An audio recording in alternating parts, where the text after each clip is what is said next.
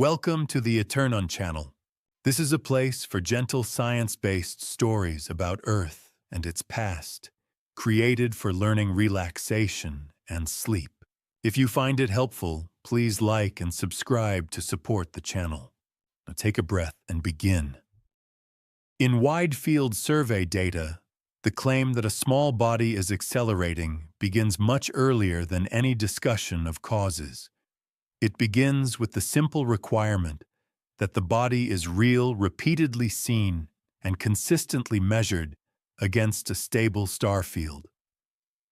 A moving object is first detected as a point that changes position relative to the fixed background between exposures.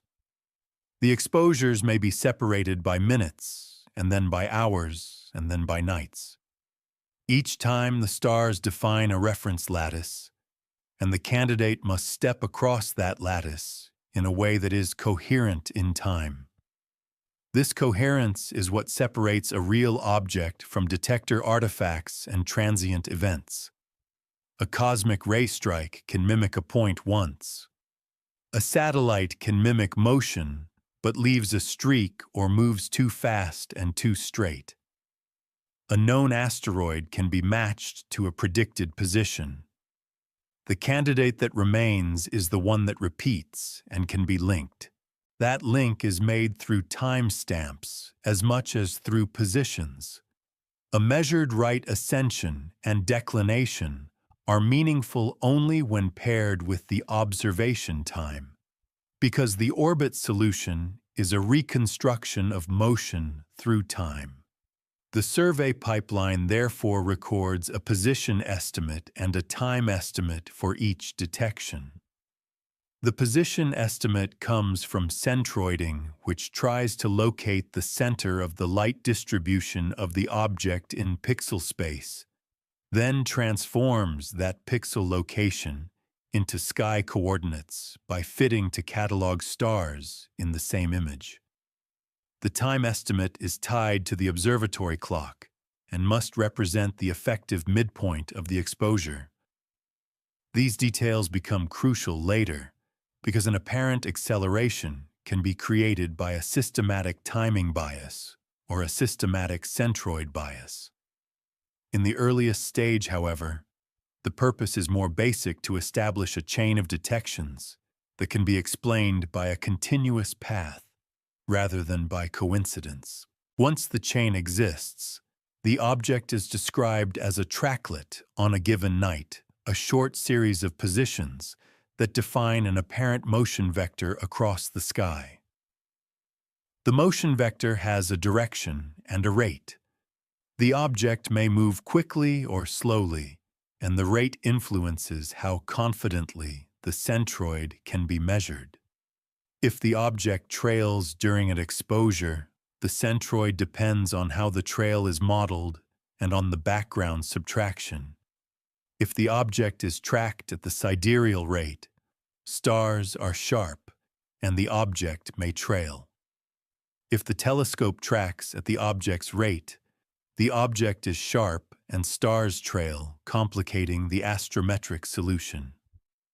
Survey observations usually prioritize star sharpness for calibration and coverage, while follow-up observations may prioritize object sharpness.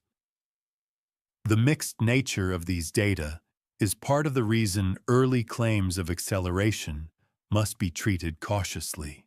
A small systematic difference between survey centroiding and follow-up centroiding can masquerade as a change in motion when the data sets are combined.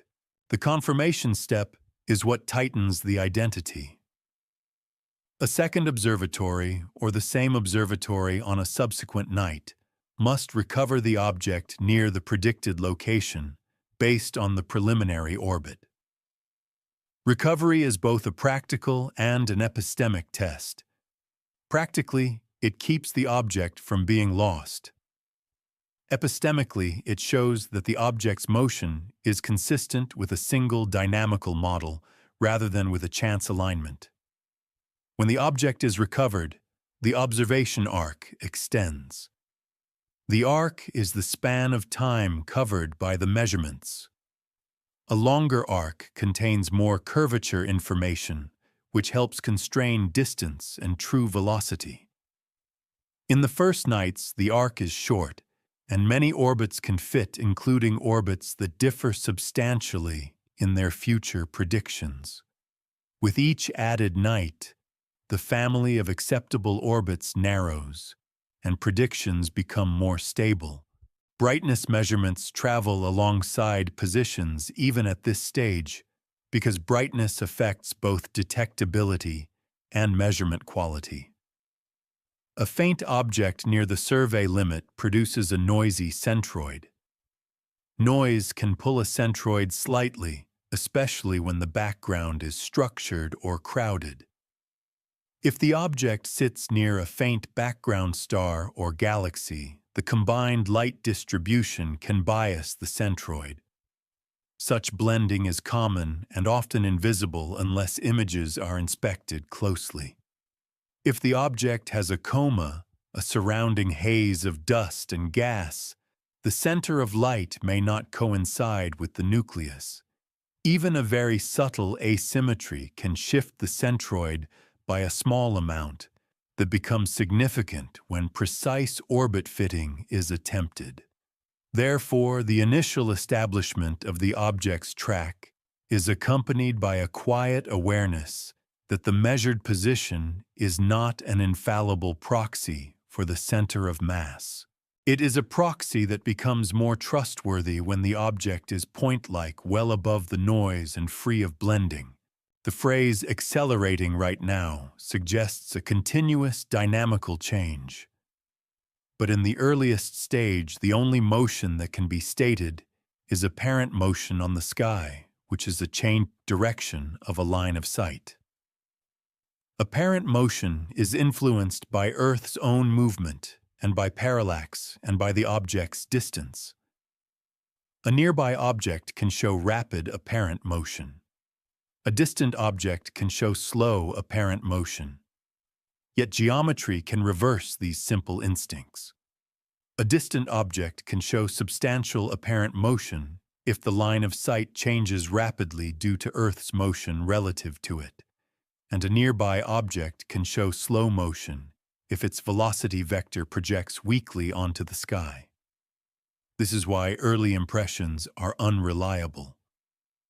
Acceleration in a physical sense is not measured directly from a few angles and times. It is inferred by fitting a dynamical model and examining residuals. In this outermost region, the correct approach is to keep the object as a measured entity rather than as a claim. The measurements are gathered and consolidated. They are checked for internal consistency. Observers verify that the reported times are correct, that the astrometric calibration uses a reliable catalog, and that obvious outliers are flagged. They also compare the object's image shape to nearby stars to assess whether it is point-like or extended. If it is extended, additional caution is applied to centroiding and to the interpretation of early residuals. If it is point-like, confidence increases that astrometry traces the nucleus. The object's identity also becomes more secure as independent detections accumulate. Different instruments have different point spread functions and different systematic signatures. If the same object is measured across diverse systems and the positions line up into a coherent orbit, the case that the object is real and that its gross motion is understood becomes strong. This matters because any later claim of unexplained acceleration must rest on a foundation of reliable identification. If the identification is unstable, what appears as acceleration could be a misassociation of detections from multiple objects. Such misassociations are rare when follow-up is strong, but they are a known failure mode in the earliest stages of linking sparse detections. Therefore, the integrity of the track is the first requirement. By the end of this stage, 3I Atlas is not yet an object that is known to accelerate. It is an object that is known to move to be recoverable and to carry a growing arc of astrometric and photometric data. The groundwork is set for the next steps, translating angles into a three-dimensional orbit, tightening uncertainties until predictions can be tested, and only then asking whether a residual pattern remains that could legitimately be described as a non-gravitational acceleration. Until that point, the only responsible statement is that the object is tracked through repeated time-stamped detections, and that the quality and consistency of those detections will determine whether any later claim about acceleration has measurable content or is merely the echo of early uncertainty and mixed observational conditions. Once the object is confirmed as a coherent moving target, the measurements are still only angles on the sky. Each right ascension and declination is a direction from a specific observatory at a specific time. The work of orbit determination begins by translating these directions into a three-dimensional trajectory consistent with dynamics. This translation must respect the fact that the observer is not stationary. Earth rotates, shifting the observatory's position by thousands of kilometers over a night, and Earth orbits the Sun, shifting the line of sight, baseline, by many millions of kilometers over months. An object's apparent drift across the star field is therefore a combination of its own motion and the observer's changing vantage.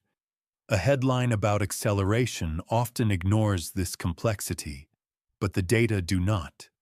The data carry the imprint of geometry first, and only later allow inferences about forces. Each observation can be expressed as a line of sight vector. A direction on the sky defines a ray in space. The object lies somewhere along that ray, but the distance is unknown. With multiple observations at different times, many rays exist from different observer positions. The object's trajectory must pass through the set of rays at times consistent with its motion. In a purely geometric sense, a single straight-line motion in inertial space would not fit, because gravity curves trajectories, and because Earth's movement changes the rays. The orbit solution is therefore found by choosing an initial state, a position, and velocity at a reference time, and integrating the motion under a force model to predict where the object will be at each observation time. Those predicted positions are then projected into predicted sky directions, as seen from each observatory at each time.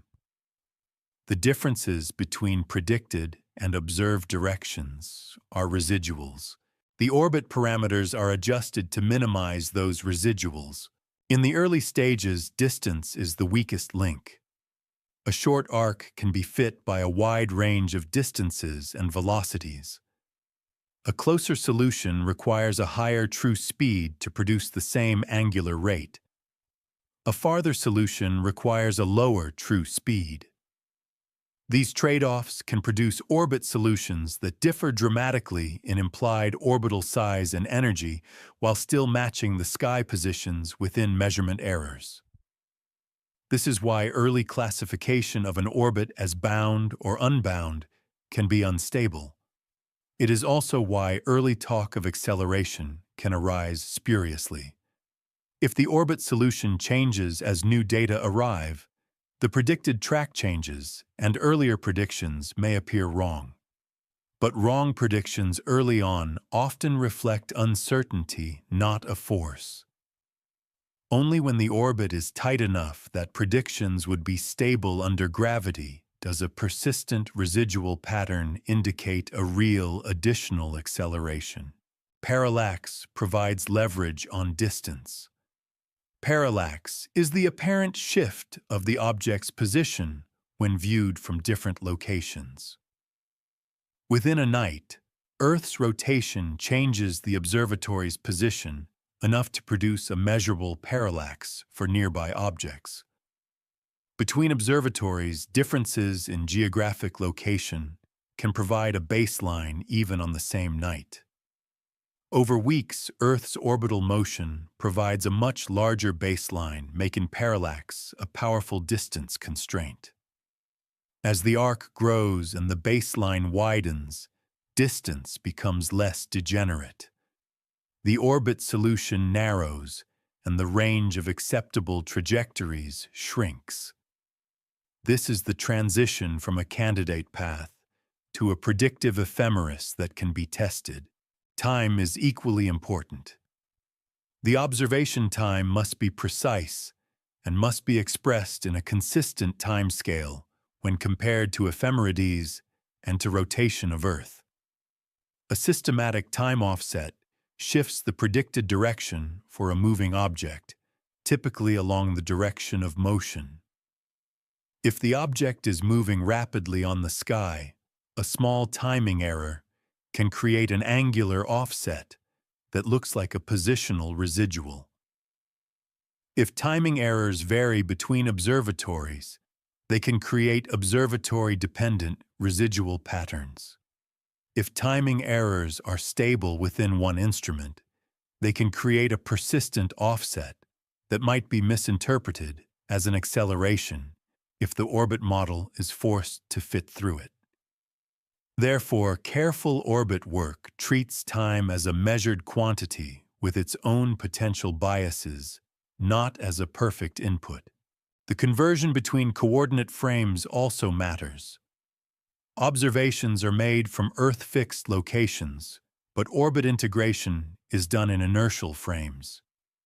The transformation includes Earth rotation, Earth orientation variations, and the precise position of the observatory. Even a small error in observatory coordinates can shift a predicted line of sight. For most purposes, this is negligible, but for high-precision residual analysis, it becomes relevant. Similarly, the transformation from predicted object position to observed direction must include light travel time and aberration.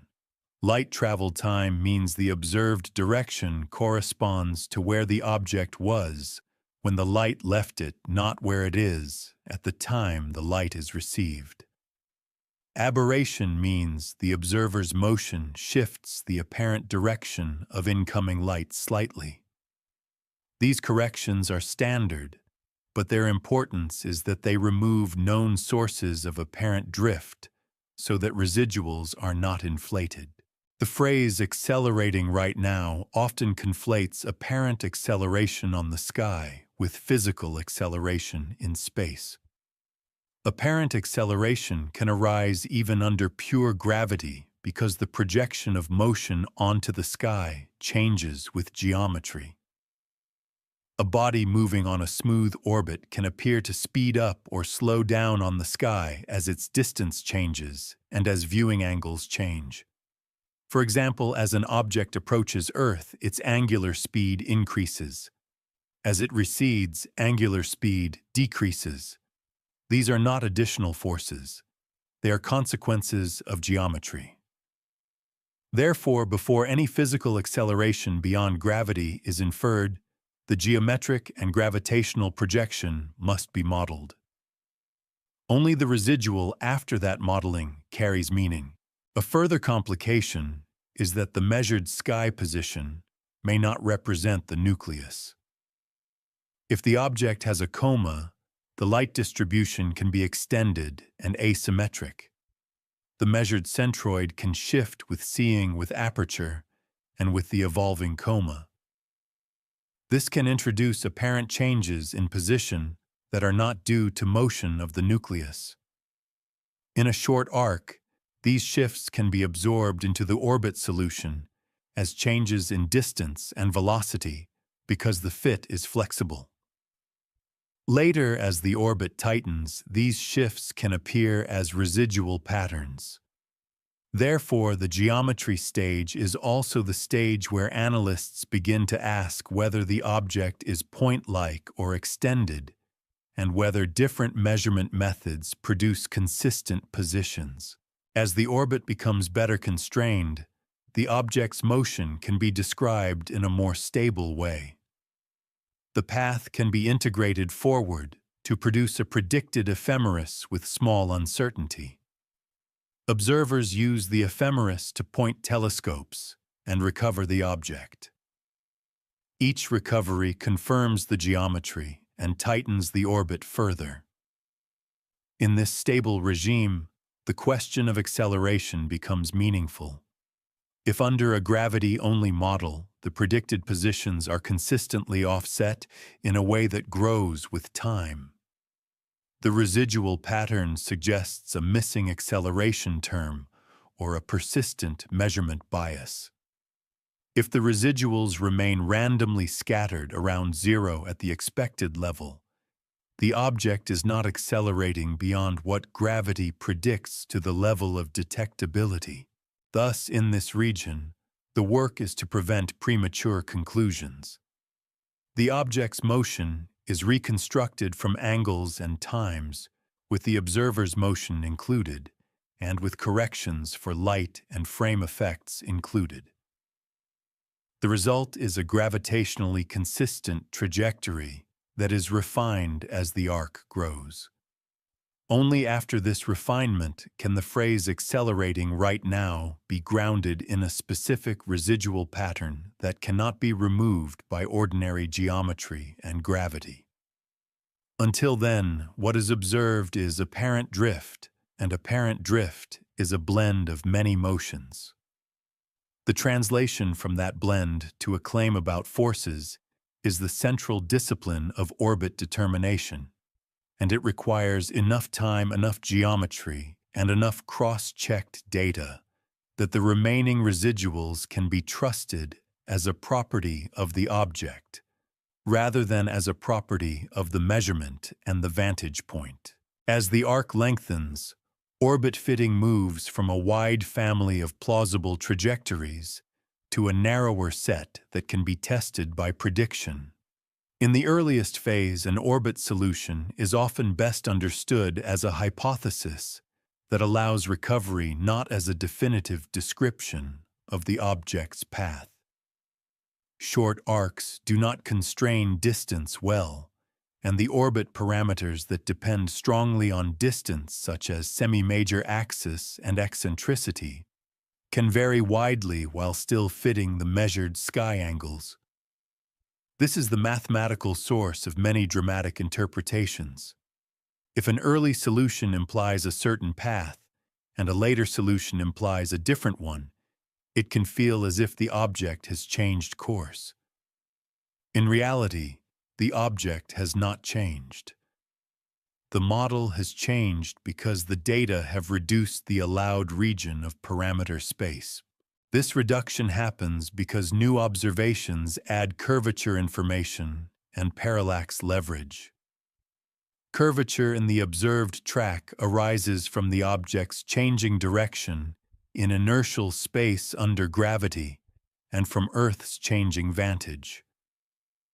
When the arc spans multiple nights and weeks, the object's path on the sky begins to deviate from a simple linear motion approximation.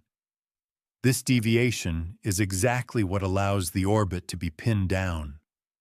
If the object is distant and moving slowly on the sky, the curvature accumulates more slowly, and the orbit remains uncertain longer. If the object is closer or moving in a geometry that produces strong parallax, the orbit tightens faster. Either way, the key point is that orbit fitting is inherently a process of narrowing, and a changing orbit solution early on is a sign of learning, not of acceleration. The fitting process itself is sensitive to data quality.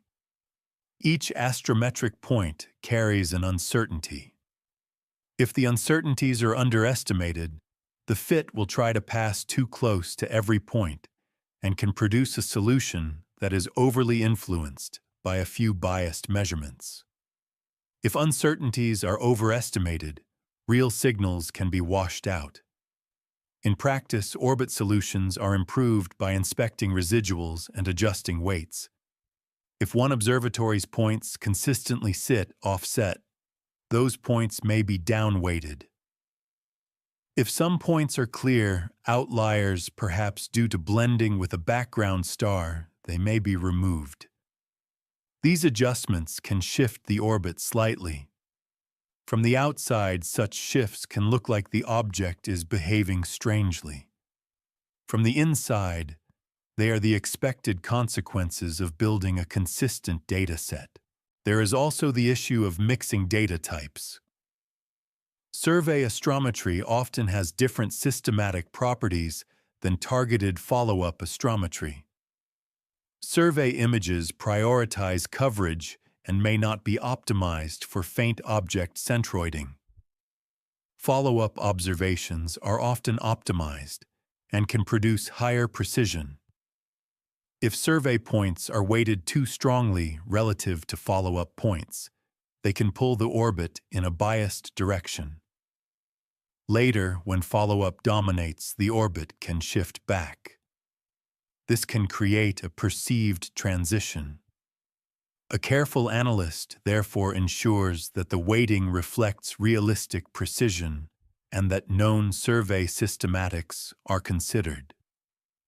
This is especially important when the object is faint and near the survey limit, where centroiding biases can be larger. The early orbit's uncertainty is not just a single number. It is a shape in parameter space. Some combinations of parameters remain correlated. For example, distance and velocity can trade off. If the object is placed slightly farther away, the required velocity changes to match the observed angular motion. This correlation means that certain derived quantities like orbital energy can remain uncertain even when the sky path over the next few nights is predicted reasonably well. This is why an object can be recoverable while still having an uncertain classification as bound or unbound. In this regime, claims about acceleration are often based on the instability of derived parameters rather than on a true residual drift. The correct practice is to focus on predictive performance. Does the orbit with its uncertainty correctly predict where the object will be seen next? And does that uncertainty shrink as expected when new data are added?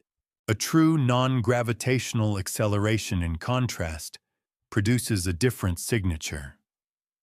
When the orbit is already tight and when the gravitational model is complete, predicted positions should remain accurate. If the object experiences an additional acceleration, the gravitational model will begin to miss. The miss will not look like a random scatter. It will look like a systematic drift that accumulates. Early in the arc, this drift can be absorbed by adjusting the initial state because the orbit is flexible. Later, as the arc grows, the same drift becomes harder to absorb without leaving structured residuals. This is why non-gravitational effects are often discovered after an object has been tracked for some time. The arc must be long enough that the additional acceleration cannot be hidden inside the initial condition adjustments. The phrase accelerating right now also implies a timescale. A small acceleration may be present continuously, but its detectability depends on the length of time over which it acts and on the precision of measurements. Over a few days, many small accelerations produce tiny displacements that are comparable to measurement noise. Over weeks and months, those displacements grow and become measurable. Therefore, a responsible claim of acceleration requires an arc long enough to separate the effect from noise and from systematic biases. It also requires that the data span a range of observing geometries and that the orbit is constrained enough that the acceleration cannot be traded off against distance and velocity. Without these conditions, the phrase is not supported by the mathematics of orbit determination. The evolution of the orbit solution can therefore be summarized as a progression from recovery-oriented uncertainty to prediction-tested stability. In the recovery-oriented phase, orbit elements can shift and uncertainty regions can be large. In the prediction-tested phase, elements stabilize and residuals become the main diagnostic. If the orbit continues to shift significantly with each new batch of observations, it usually indicates that the arc is still insufficient, that the object is difficult to measure, or that systematics are present. It does not usually indicate that the object is changing its motion in an anomalous way. The object's motion is smooth under gravity and smooth under most non-gravitational forces as well. Sudden changes are more commonly due to data issues or to physical outbursts that also change brightness and morphology. Therefore, if a headline claims an object is accelerating right now, the first internal question is whether the orbit is in the stable regime. If it is not, the claim is premature. Another aspect that complicates early interpretation is that acceleration in orbit fitting is often parameterized, not directly observed. Analysts may fit a non-gravitational term and find a non-zero value. But if the arc is short, the fitted term can be poorly constrained and correlated with other parameters. A non-zero fit does not necessarily imply a real force. It can be a mathematical artifact of trying to account for small biases. The fit becomes meaningful only when the term remains non-zero across independent data sets, and when it improves predictions beyond the fit interval. By the end of this region, the concept of acceleration is held in reserve. The object's observed motion is now captured by an orbit solution that is becoming stable. Uncertainties are quantified, and correlations are understood. The orbit is good enough that observers can recover the object without searching large areas. The stage is set for a meaningful definition of acceleration that goes beyond the natural curvature of orbital motion. The next inward step is to define precisely what accelerating right now must mean in the language of residuals, a coherent, statistically significant mismatch between the best gravitational prediction and the measured sky positions persisting after uncertainty is accounted for. Without that definition, acceleration remains a word. With it, acceleration becomes a measurable pattern that can be tested against measurement chain vulnerabilities and against known non-gravitational mechanisms. Once the orbit enters a regime where predictions are stable and uncertainty is small, the data allow a careful definition of what accelerating right now means. In this context, acceleration is not the ordinary curvature of an orbit under gravity, because that curvature is already in the model. It is an additional term implied by a persistent, structured residual pattern. Observed positions diverge from gravity-only predictions in a way that is larger than realistic measurement error, and that grows or evolves coherently with time. The residuals are not just numbers. They have direction, they may have dependence on solar distance, and they may show changes that align with changes in brightness or morphology. A headline may declare there is no natural cause, but the measured content of the claim is always this residual structure, and the confidence that it cannot be explained by errors in timing, catalog calibration, centroiding, or incomplete gravitational modeling. The first element of this definition is the choice of baseline model. A gravity-only baseline must be complete at the precision level in question. It includes the Sun and planets, uses accurate ephemerides accounts for light travel time and aberration, and uses consistent timescales and frames. If the baseline is incomplete, residuals can appear that are not physical. Therefore, a claim of acceleration is only meaningful relative to a specified baseline. If different baselines are used, the inferred acceleration can change. In careful work, the baseline is cross-checked by independent software and independent pipelines. Agreement across independent computations strengthens confidence that the residuals are not a computational artifact. The second element is realistic uncertainty. Each measurement has an uncertainty, and uncertainties are not always independent.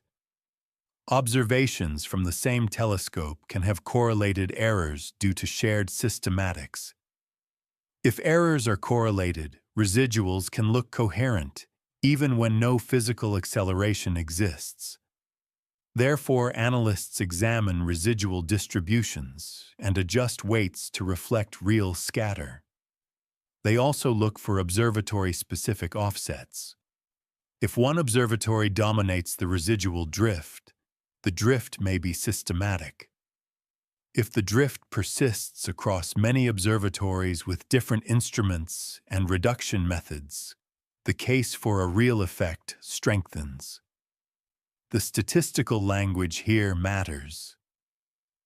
A residual that is larger than the formal uncertainty is not necessarily significant if the formal uncertainty was underestimated. Significance must be judged against realistic error budgets. The third element is the pattern over time. A true additional acceleration produces a predictable kind of divergence. Over time, a constant acceleration produces a displacement that grows roughly with the square of elapsed time in a simple one-dimensional sense. Though the observed sky projection can complicate this. A distance-dependent acceleration produces a divergence that changes as the object moves closer to or farther from the Sun. A time-variable acceleration, such as one linked to rotation or outbursts, produces residual patterns that can change more abruptly or show periodicity. Therefore, the residual time series is examined for smooth drift, for curvature for steps, and for periodic components. Steps and sudden changes often suggest data issues, catalog regime changes, blending events, or physical outbursts that would also affect brightness and morphology. Smooth drift suggests a continuous force or a stable systematic bias. Periodic components suggest rotation-dependent centroid shifts or forces. This definition also demands a separation between center of mass motion and center of light motion. The orbit model describes the center of mass. The astrometry measures a light centroid. If the light centroid is biased, residuals can appear even if the center of mass follows gravity perfectly. Therefore, the claim of acceleration must be accompanied implicitly or explicitly by evidence that the astrometry traces the nucleus. Such evidence can include point-like appearance in high-resolution images, minimal dependence of measured position on aperture size, and consistent results across different centroiding algorithms. Without these checks, the measured residual pattern could be an optical artifact of a dust coma or tail. When these elements are in place, the term accelerating can be quantified. Analysts may fit a non-gravitational acceleration term to the data.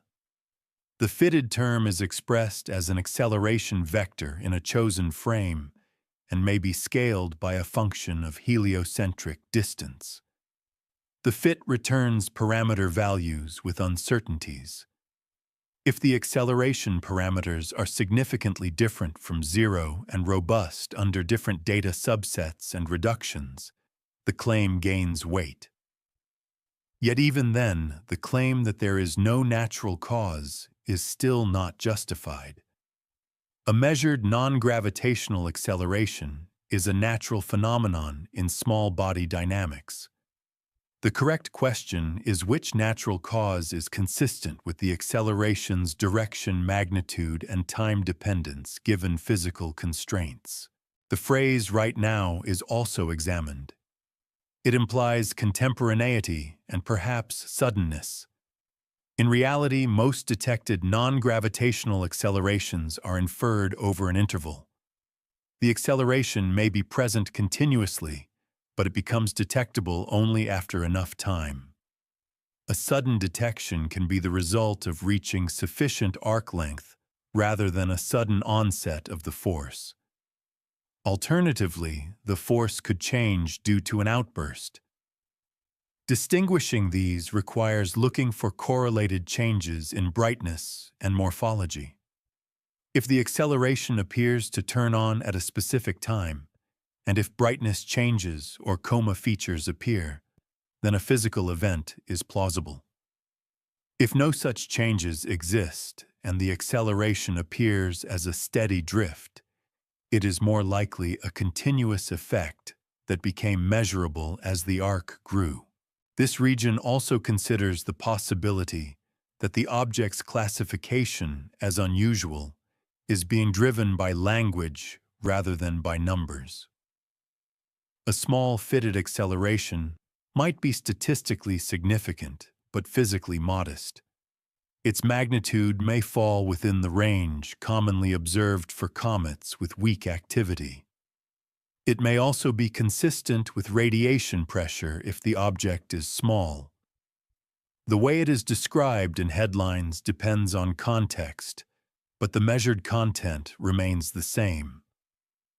Therefore, the disciplined approach is to keep the discussion anchored to the acceleration's magnitude and direction, and to compare them to known ranges. Such comparison does not require speculation. It requires only knowledge of what similar objects exhibit. In-orbit analysis, acceleration is also tested by forecasting. A fitted acceleration term should improve forward predictions. This is the most practical test because it asks whether the term captures a real, repeatable aspect of the motion. If the term improves fit to past data but fails to predict future positions, it may be overfitting or compensating for systematics. Therefore, the claim that an object is accelerating is strongest when the fitted model predicts new data well, and weakest when it is based solely on retrospective fitting. By the end of this region, accelerating right now has been reduced to a specific measurable claim, a robust, statistically significant residual pattern relative to a complete gravitational baseline, implying a non-zero additional acceleration term that persists across independent data sets and improves prediction. The claim there is no natural cause has not been supported by this definition. It has been postponed because the next inward step is to examine whether the residual pattern could still be produced by measurement chain vulnerabilities, and then to evaluate known natural mechanisms such as outgassing dust, centroid bias, radiation pressure, and thermal recoil. Only after those mechanisms are tested against the measured acceleration and against physical constraints can any statement about causes be made responsibly. The definition here is therefore not an answer, but a foundation, turning an emotionally loaded phrase into a concrete pattern that can be audited and explained within the ordinary framework of small-body physics and careful measurement. With acceleration defined as a robust residual pattern against a specified gravitational baseline, the next inward step is to clarify what can and cannot be inferred from such a pattern. A measured acceleration is not a verdict. It is an output of orbit determination that depends on model assumptions, data weighting, and how the astrometry traces the object. Therefore, the phrase "accelerating right now" must be translated into a set of measurable statements, and the phrase "there is no natural cause" must be translated into a much narrower statement: no cause within the set of mechanisms already tested under the current constraints. The difference between these two translations is the difference between a claim and a conclusion. The measurable statements begin with the residuals themselves. Are the residuals coherent in time? Do they have a preferred direction? Do they scale with heliocentric distance or with viewing geometry? Do they persist when data subsets are changed? If a residual drift is seen only in one observatory's data, it is likely systematic. If it is seen across multiple observatories, it is more likely to be real or to reflect a shared bias, such as a catalog issue. If the drift aligns with the object's direction of motion, timing errors and along-track forces become candidates. If it aligns with the sun object direction projected on the sky, radiation pressure, outgassing, and dust centroid bias become candidates. If it changes direction over time, rotation-dependent effects and time-variable forces become candidates. These directional and temporal diagnostics are what the phrase "accelerating" must reduce to. The next measurable statement is the magnitude. A non-gravitational acceleration can be small but still significant. Significance is a statistical concept, but magnitude is a physical one. A modest acceleration might correspond to a small thrust that is common among weakly active comets. A larger acceleration might require either a very small mass, strong activity, or a strong centroid bias. Without size and mass constraints, magnitude alone can be misleading. Brightness does not uniquely determine size, because reflectivity is unknown and dust can dominate light. Therefore, any magnitude statement must be paired with a range of plausible sizes and densities and a recognition that the nucleus mass may be poorly constrained. A third measurable statement is the model dependence. Orbit fitting often uses standard parameterizations for non-gravitational forces. If one parameterization is used, an acceleration term may fit well. If a different parameterization is used, the inferred term may change. For example, an outgassing law that assumes water-driven sublimation may be inappropriate if activity is driven by more volatile substances. A radiation pressure model may assume a constant area-to-mass ratio that is not valid if the object is shedding dust. A thermal recoil model may assume stable rotation. If assumptions are wrong, the fitted acceleration can become a proxy for multiple effects.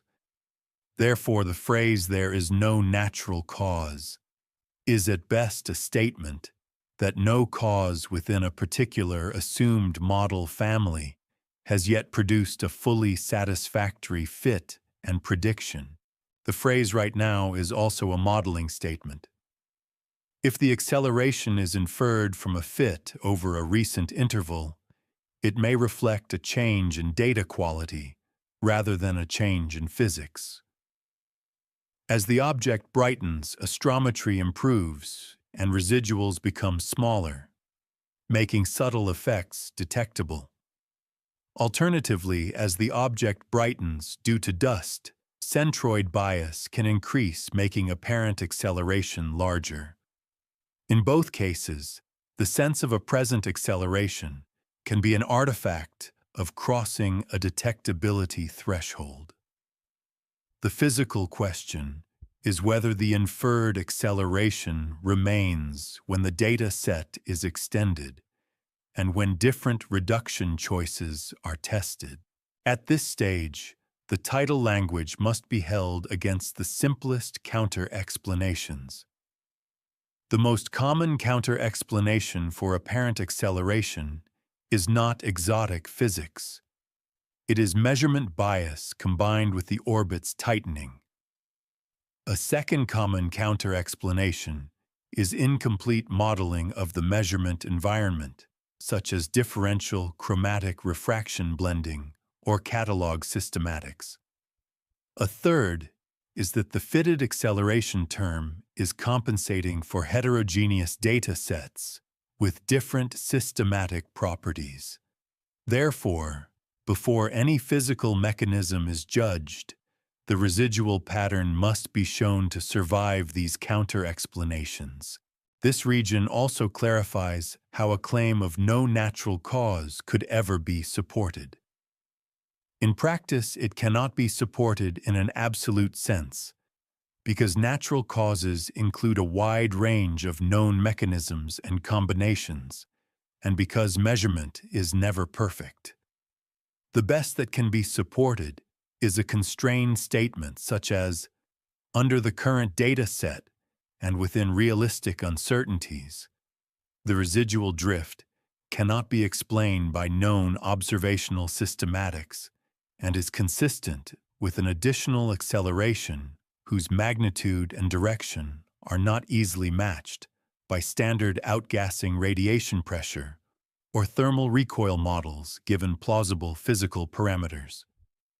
Even that statement is a high bar and requires strong evidence. It also requires that plausible parameters be bounded by independent observations, such as thermal size constraints and spectral limits on gas production. Without such constraints, it is always possible that a natural mechanism with extreme but still physically possible parameters could produce the effect. Therefore, the inward move in this region is to locate exactly which constraints are missing. If size is unknown, radiation pressure cannot be bounded. If rotation state is unknown, thermal recoil cannot be bounded. If gas production is unconstrained, outgassing cannot be bounded. If morphology is unmeasured, centroid bias cannot be bounded.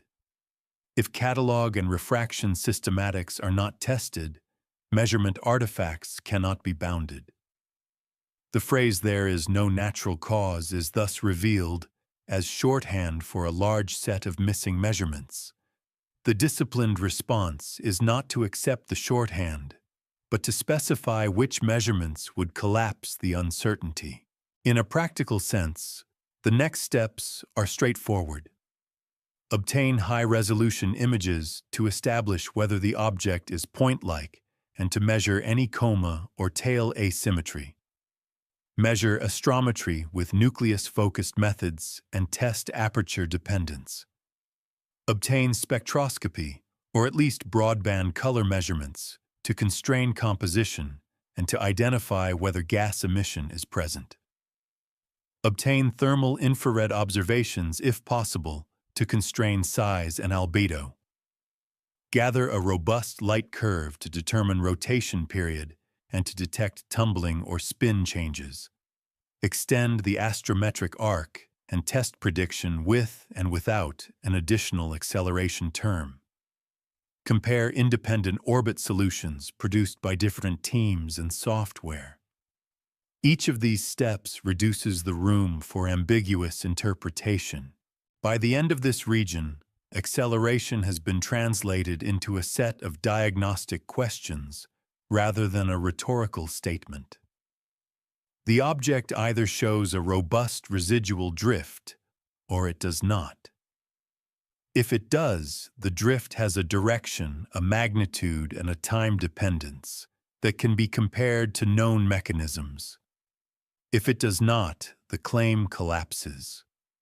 The phrase there is "no natural cause" is not accepted as a conclusion. It is reinterpreted as a description of a current modeling gap that is likely to be closed by improved constraints on size rotation activity and measurement biases. The next inward step is therefore not to escalate language. It is to build the gravitational baseline with maximum completeness, and then to examine residual patterns with a stricter audit of measurement chain vulnerabilities, because the most natural cause of unexplained acceleration in practice is that something in the measurement chain or in the modeling assumptions is not yet properly accounted for. A claim of unexplained acceleration becomes meaningful only after the gravity-only baseline is built with enough completeness that missing standard terms cannot plausibly produce the residual pattern. This region therefore returns to the baseline not to repeat earlier ideas, but to harden the reference against which any extra acceleration is measured. Gravity only here means the object is treated as a test mass influenced by the gravitational field of the solar system, and the observer is treated with the full set of geometric corrections required to map that motion into predicted sky positions. The purpose is to remove every ordinary source of mismatch that could otherwise be mistaken for an exotic effect. The gravitational field begins with the Sun, but the Sun is not stationary. The solar system's center of mass lies near the Sun, but not exactly at its center because planets tug on it. Therefore, precise orbit integration is often carried out in a barycentric frame. In that frame, both the object and the planets move according to a consistent set of equations and ephemerides. If a heliocentric frame is used, careful corrections must still ensure that the Sun's motion is accounted for. A mismatch between frames can produce small systematic errors. Such errors can appear as residual drifts, especially over long arcs. Therefore, gravitational completeness includes frame consistency and the use of precise planetary positions. Planetary perturbations are included using ephemerides that provide the positions and velocities of the planets over time. The influence of the planets is usually smaller than the Sun's, but it is not negligible, particularly when the object is in the inner solar system, where planetary distances can become relatively small. Even when there is no close approach, the combined tug of planets can shift the predicted sky position by an amount that becomes comparable to astrometric precision. If a planet is omitted or a poor ephemeris is used, residuals can develop that are not due to a real additional acceleration. Therefore, the baseline uses a full set of planets and a trusted ephemeris, and it tests sensitivity by comparing results under alternate ephemerides when possible. The baseline also includes relativistic corrections at the level required by the data. For many small body applications, Newtonian gravity is sufficient, but for high precision and for geometries near the Sun, relativistic effects can matter. These effects include both corrections to the object's motion in the Sun's gravitational field and corrections to light propagation. The correction sizes are modest, but the point is not their drama, it is their predictability. If such predictable effects are omitted, the orbit fit may compensate by introducing a spurious non-gravitational term. Therefore, including them is part of ensuring that any remaining acceleration term is not simply a placeholder for missing known physics. The observer model is just as important. Observations are made from specific points on Earth's surface and Earth rotates. The observatory's position must be transformed from Earth-fixed coordinates to an inertial frame at the time of observation. This transformation depends on Earth orientation parameters and on accurate time conversion. A systematic timing bias shifts the observer's position along Earth's rotation, which shifts the predicted line of sight. The effect is small, but can be coherent. Therefore, the baseline includes rigorous time standards and validates the timestamps for each observation set. In practice, one test is to examine whether residuals align with the direction of motion on the sky, and whether they scale with apparent angular speed, because timing errors often produce along-track residuals that scale that way. Atmospheric effects are not part of gravity, but they are part of mapping observed pixel positions into sky positions. Refraction shifts apparent positions toward the zenith, and the correction depends on pressure and temperature. Differential chromatic refraction depends on wavelength and on the object's color relative to reference stars. In many pipelines, approximate corrections are applied.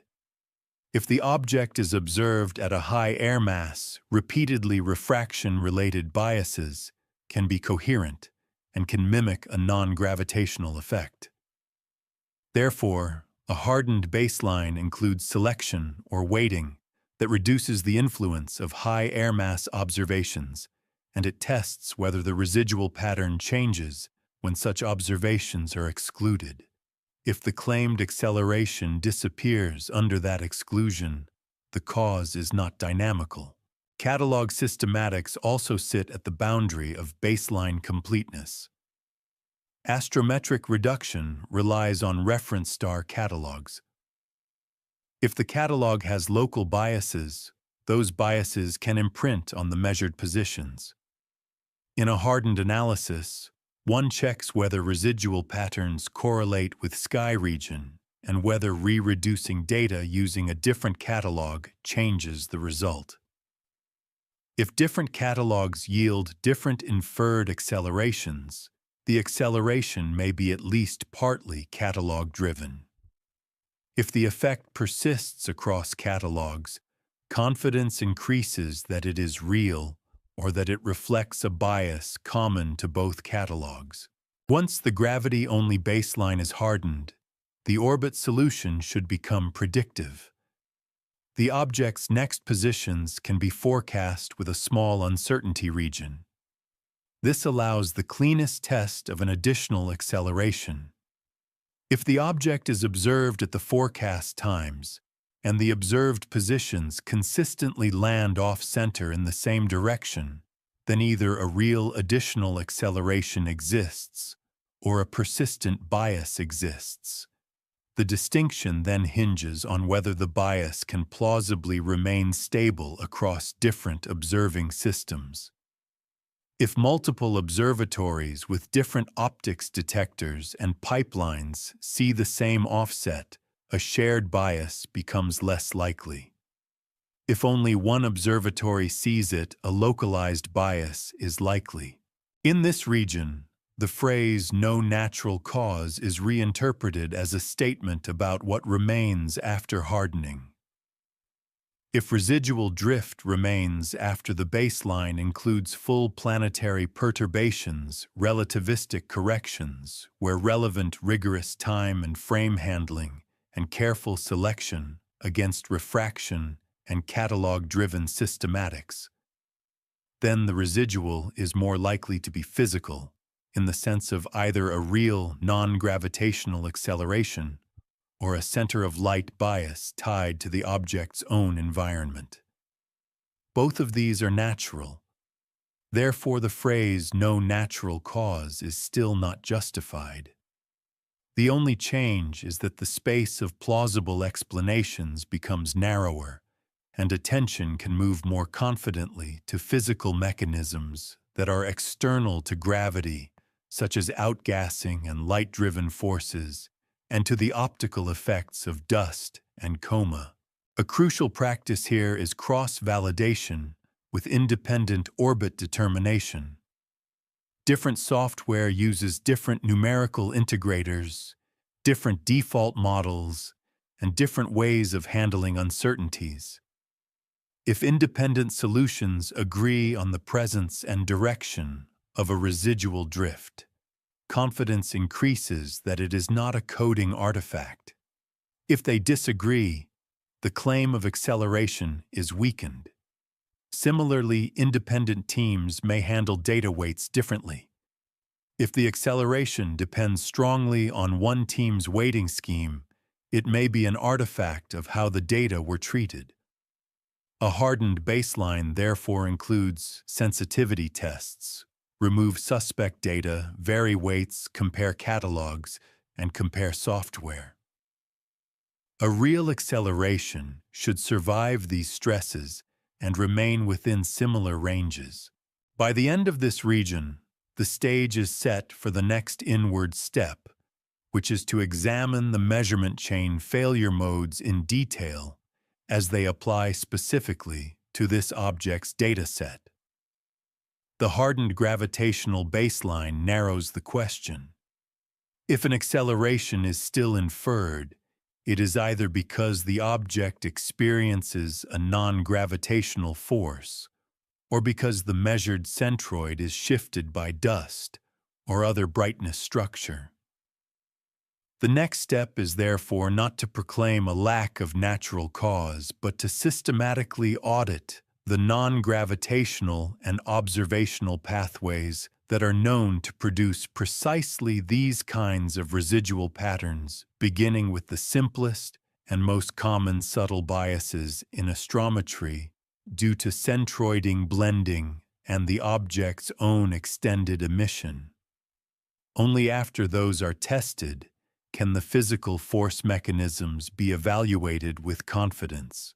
With the gravitational baseline hardened, the residual pattern becomes the central object of study, and its significance depends on whether it survives the most stringent tests of data robustness. Residuals are not treated as a single number, but as a field. Each observation has a residual vector on the sky, and the collection of vectors can reveal structure. The first question is whether the residuals are centered around zero. If they are not, there is a bias. The second question is whether the bias is stable in time and direction. If it is, it can be parameterized as an additional acceleration or as a stable measurement offset.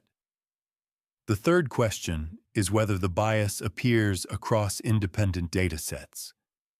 If it does, it is less likely to be a localized error.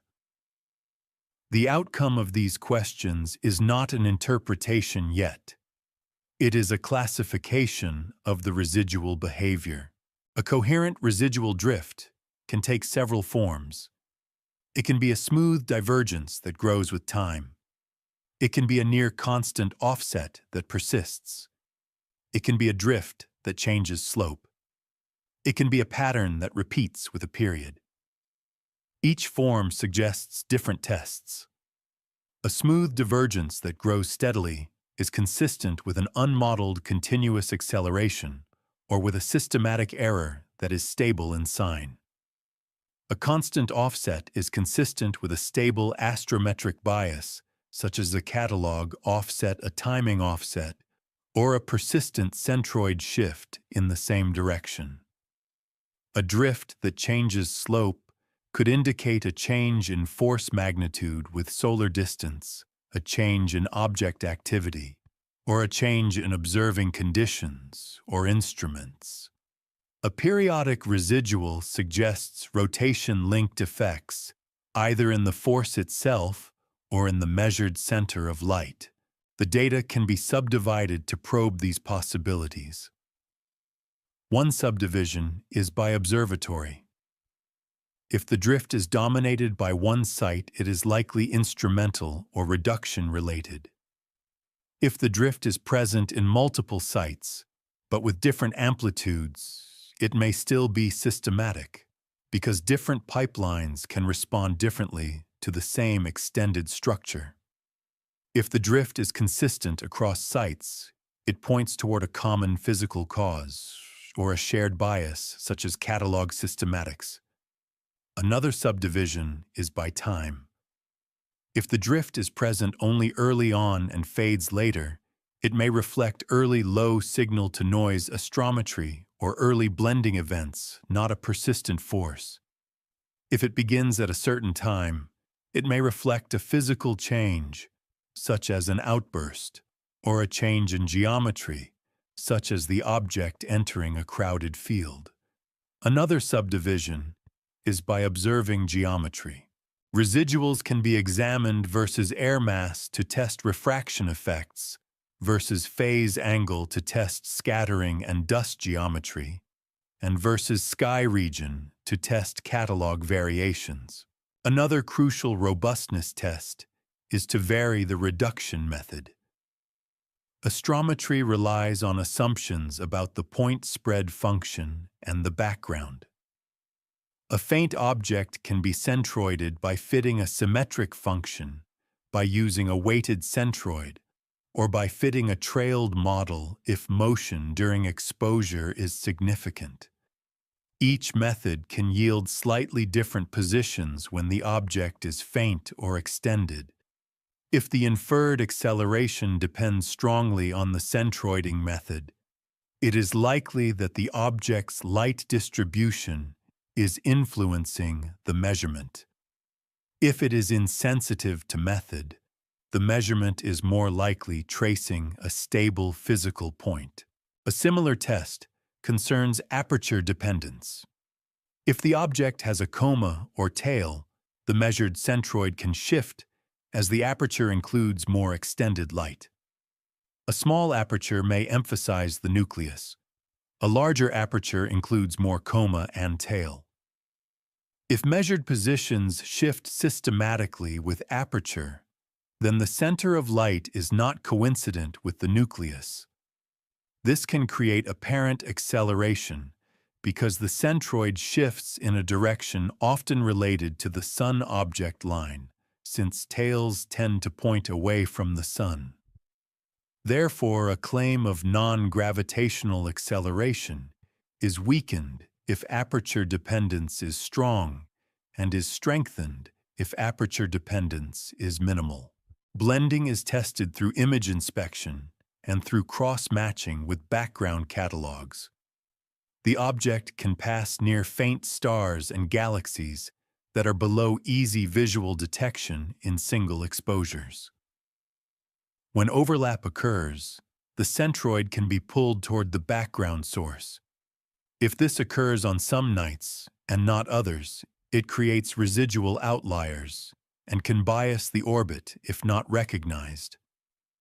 If the object's path crosses crowded regions, blending becomes more likely. A robust analysis flags exposures with potential blends and either corrects them or downweights them. If the acceleration signal is driven by a small number of such exposures, it is not a real dynamical effect. If the signal persists after those exposures are removed, it gains credibility.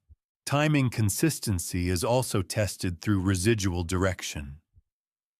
Timing errors tend to produce along-track residuals that scale with apparent motion rate.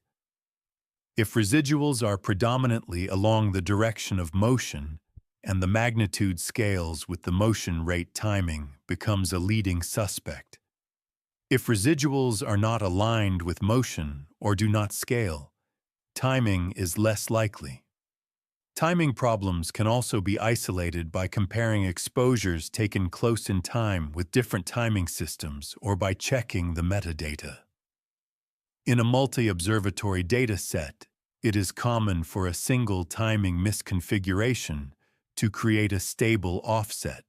Catalog-related biases can be probed by re-reducing data with alternate catalogs, or by comparing residuals of other objects measured in the same fields.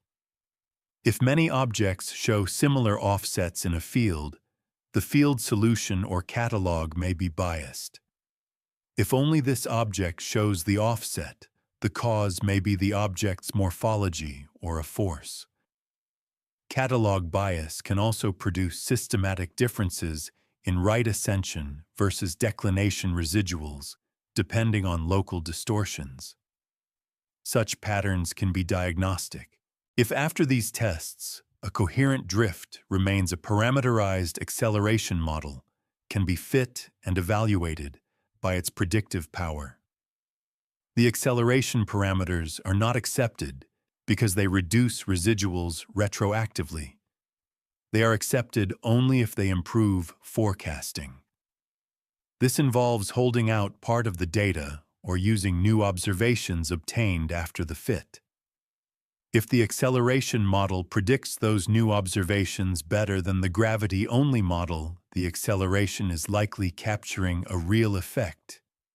If it fails, the model may be fitting noise or systematics. Predictive validation is the strongest method available in this context because it does not rely on subjective judgments about residual plots. It relies on whether the model can point a telescope correctly. At this point, the phrase "no natural cause" becomes even more constrained. If the acceleration model is predictive and robust, the question is not whether there is a natural cause. The question is which natural mechanism matches the acceleration vector and magnitude within physical constraints. An acceleration that is strongly radial and scales with solar distance invites radiation pressure and outgassing. An acceleration that is a long track invites thermal recoil and directional outgassing. A time-variable acceleration invites episodic activity rotation dependence or evolving dust environments. The residual classification and the robustness tests determine which of these are plausible. This region therefore acts as a filter. It either reveals that the acceleration claim is not robust, collapsing under method changes, aperture changes, observatory subdivision, or the removal of blended exposures. Or it reveals that the claim survives and can be expressed as a quantified acceleration term that improves prediction. Only in the second case does it become sensible to proceed inward to physical mechanisms with confidence. Even then, the next step is not to deny natural causes. It is to examine the measurement chain again through the lens of the object's own environment, because dust and subtle coma can survive even in point-like images and can bias astrometry in ways that mimic physical accelerations. Therefore, the next inward step focuses on the measurement chain failure modes most relevant to a small body that may release dust and gas, and then on outgassing as the standard natural thrust mechanism that often explains persistent residual drift. Even when residuals appear robust across basic subdivisions, the measurement chain can still create a persuasive illusion of acceleration through a small number of persistent object-specific effects. These effects are not generic instrument flaws. They arise from the interaction between the object's faint light and the methods used to turn that light into a coordinate. Because an apparent acceleration is often small, it can be produced by subtle biases that remain stable in sign over time. This region therefore focuses on those object-specific pathways, beginning with the simplest, the fact that the astrometric measurement is usually tied to the center of light, not the center of mass. If the object is perfectly point-like, and its light distribution is symmetric, the center of light and the nucleus location coincide within noise. If the object has even a slight coma, the light distribution can become asymmetric. Dust tends to be pushed away from the sun, creating a tail or an asymmetric coma that points anti-sunward. Gas can also create structures such as jets, but dust dominates the visible brightness in many cases. An asymmetric dust distribution can shift the center of light by a small fraction of the point spread function. This shift can be smaller than what is obvious by eye, especially when the object is faint. Yet a shift of that scale can be large enough to create a coherent residual drift over weeks. Importantly, the shift can remain aligned with the sun object direction, because the dust asymmetry tends to align with that direction. This makes the resulting residual pattern resemble a radial acceleration away from the sun, which is also the signature expected from radiation pressure, or anti-sunward outgassing. Therefore, dust centroid bias is a central confounder. The magnitude of centroid bias depends on the measurement method. A pipeline that fits a symmetric point spread function may return a centroid closer to the brightest inner region, which may be nearer the nucleus. A pipeline that computes a weighted centroid over a larger region may include more tail light and shift the centroid further. Seeing changes alter how much of the coma is blended into the core. A night with poor seeing can smear the dust into the core and increase centroid bias. A night with good seeing can separate the core and reduce bias. If seeing conditions vary systematically over time, perhaps due to seasonal weather patterns at a given site, a spurious drift can appear.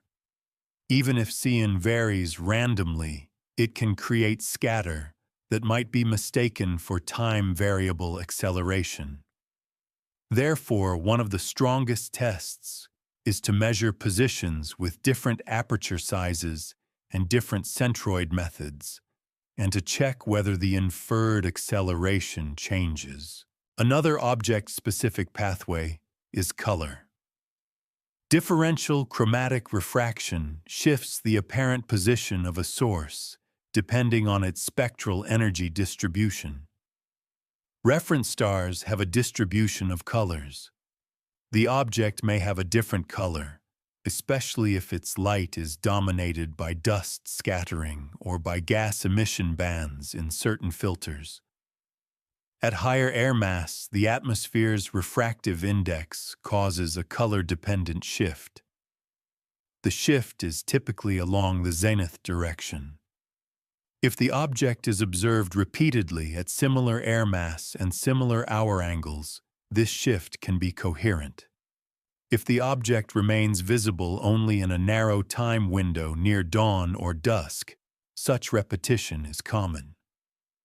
The resulting residual pattern can mimic a stable offset or a drift, depending on how the observing geometry changes over time. This bias can persist across observatories if they observe at similar air mass windows, making it look like a global effect. Testing requires multi-filter astrometry, or at least comparing residuals across different filters and air mass ranges. Trailing and motion during exposure can also become object-specific. If the object's apparent motion is non-negligible, even small trailing can bias centroid estimates. Different observatories use different exposure times.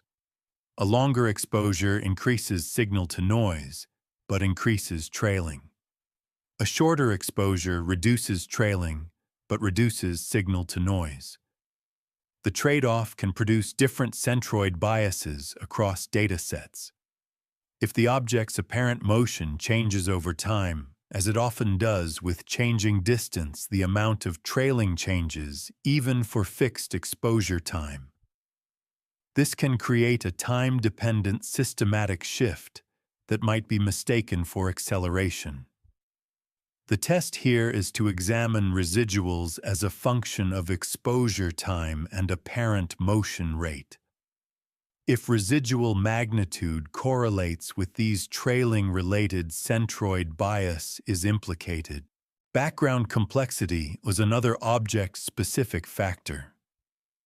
A faint object moving through a dense star field or near a galaxy background can suffer from subtle blending that is not flagged as a clear overlap.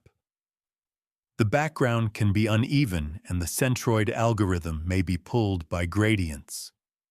This can create systematic biases if the background structures are persistent along the object's path. If the object moves into a cleaner field later, the bias can change, producing a step or a drift. Such changes can be misread as a change in acceleration.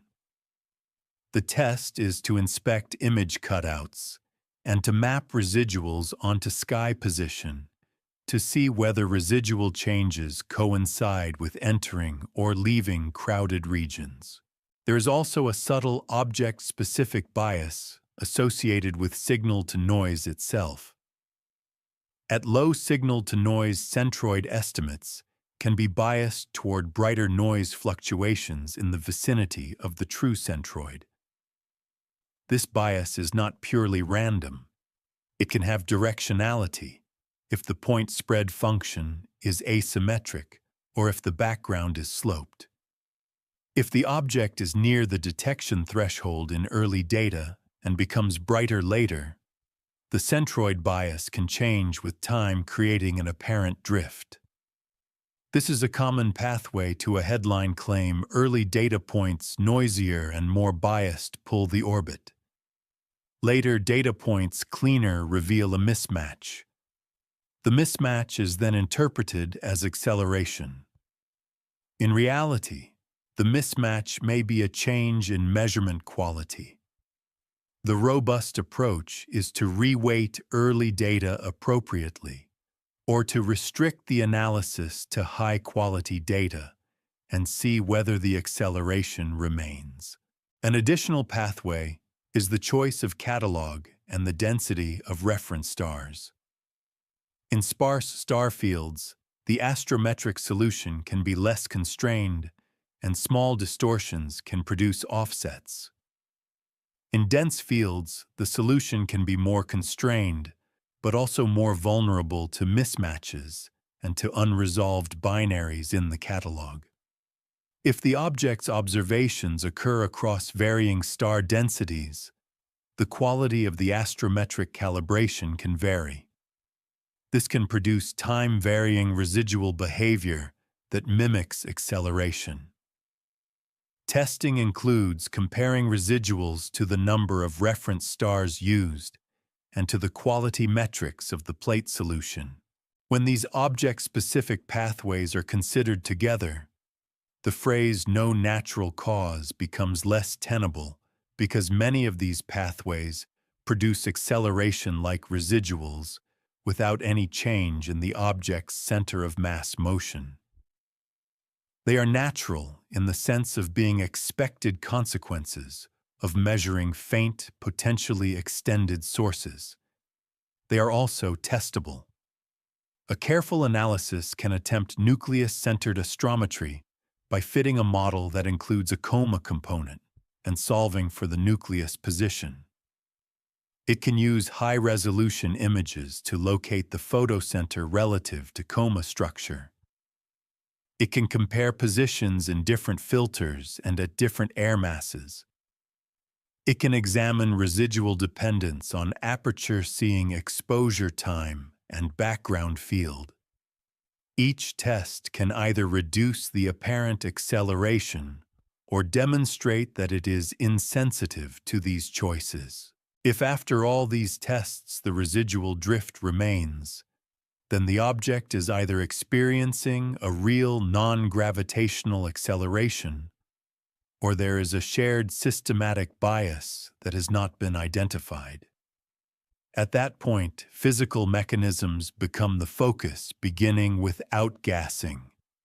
Because outgassing is the most common natural source of measurable non-gravitational acceleration in small bodies.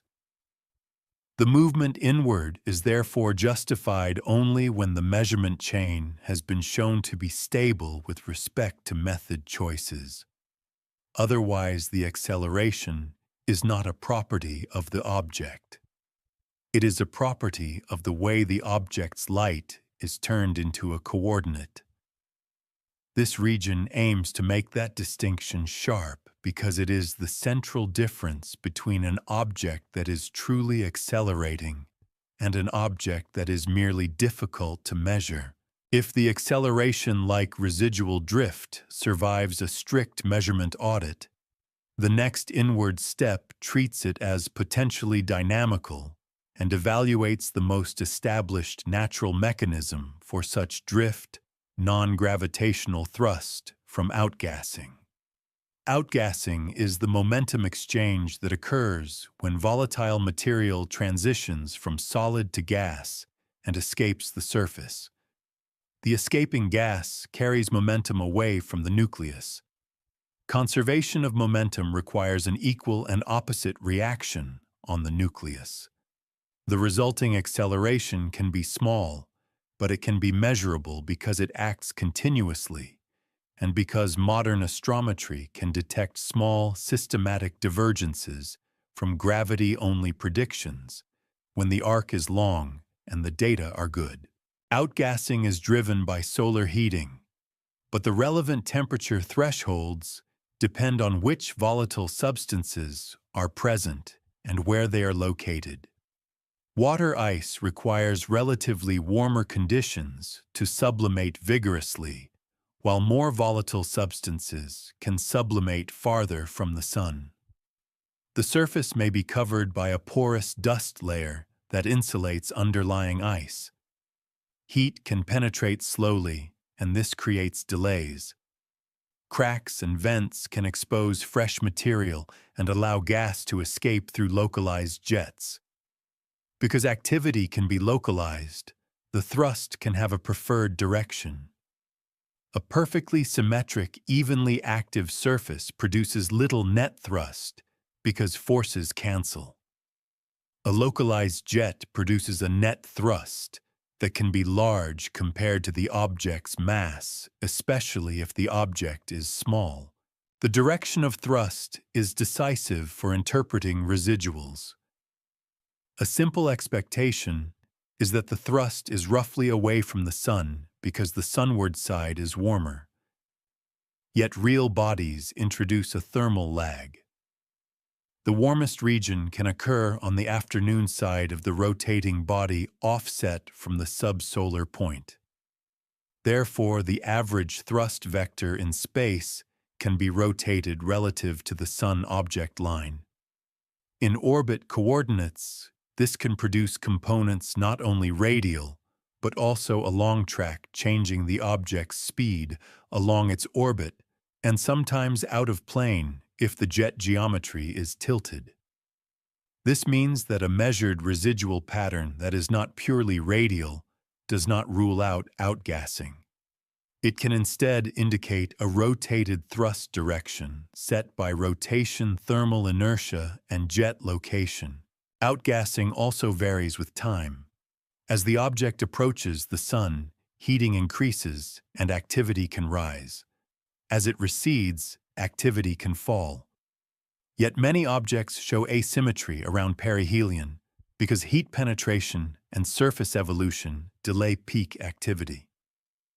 Therefore, the acceleration can be stronger after perihelion than before, or vice versa, depending on surface properties. Over the limited arc of observations, a changing outgassing acceleration can appear as a drift whose slope changes. If residuals show such curvature in time, outgassing with distance-dependent scaling becomes plausible. If residuals show a step-like change, an outburst or a sudden exposure of fresh ice becomes plausible. In each case, the dynamical signature is linked to a physical change, rather than to an unexplained effect. Evaluating outgassing requires connecting the inferred acceleration to plausible gas production rates. The acceleration implies a required thrust. Thrust is roughly the product of gas mass flow rate and gas outflow speed, adjusted for collimation and directionality. Gas outflow speeds depend on temperature and molecular weight, and are typically on the order of hundreds of meters per second for common cometary gases. The nucleus mass depends on size and density. Size may be uncertain because brightness can include dust, and density is uncertain because small bodies range from porous aggregates to more consolidated fragments. Therefore, this evaluation is done in ranges. Analysts ask whether within plausible size and density ranges, the required gas production is consistent with what would be observable and with what is typical for small bodies at the object's solar distance. This is where observation constraints matter. If spectra show clear gas emission, outgassing becomes strongly supported. If spectra show no emission, outgassing is not ruled out, but production rates are constrained by upper limits. If the required production rate exceeds these limits by a large margin, outgassing becomes less likely as the main cause. If the required production is below limits, it remains plausible. Photometric behavior also matters. A growing coma or an increasing brightness beyond what distance and phase angle alone would predict supports activity. Yet a dust-poor gas flow can produce thrust with minimal visible dust, especially if the gas production is low and if dust release is limited. Therefore, absence of a dramatic coma does not eliminate outgassing, but it requires more careful constraint. Outgassing is intertwined with dust and with measurement bias. The same jets that provide thrust can also create asymmetric brightness. An asymmetric coma can shift the center of light. The measured astrometry can then be biased in a direction related to the jet and tail. This can mimic or amplify the dynamical signal. It can also partially cancel it depending on geometry. Therefore, outgassing as a dynamical cause cannot be evaluated purely from astrometry. It must be evaluated alongside morphology. If the direction of inferred acceleration matches the direction of observed asymmetry, there are two possibilities. One is that the asymmetry indicates a jet that produces thrust in that direction. The other is that the asymmetry is producing a centroid bias that is being interpreted as thrust. Distinguishing these requires nucleus-centered astrometry and high-resolution imaging. Outgassing models used in orbit fitting often employ parameterized acceleration components scaled by a function of heliocentric distance. These functions are approximations. They are designed to mimic sublimation behavior of common volatiles. If the object's composition differs, the scaling may differ. If activity is driven by exposure of fresh patches, rather than by a uniform surface, scaling may differ. Therefore, a poor fit does not necessarily mean outgassing is absent. It may mean the parameterization is too simple. Conversely, a good fit does not necessarily mean outgassing is the only cause. It may mean that a smooth acceleration term is approximating a combination of physical thrust and centroid bias. This is why predictive validation remains essential.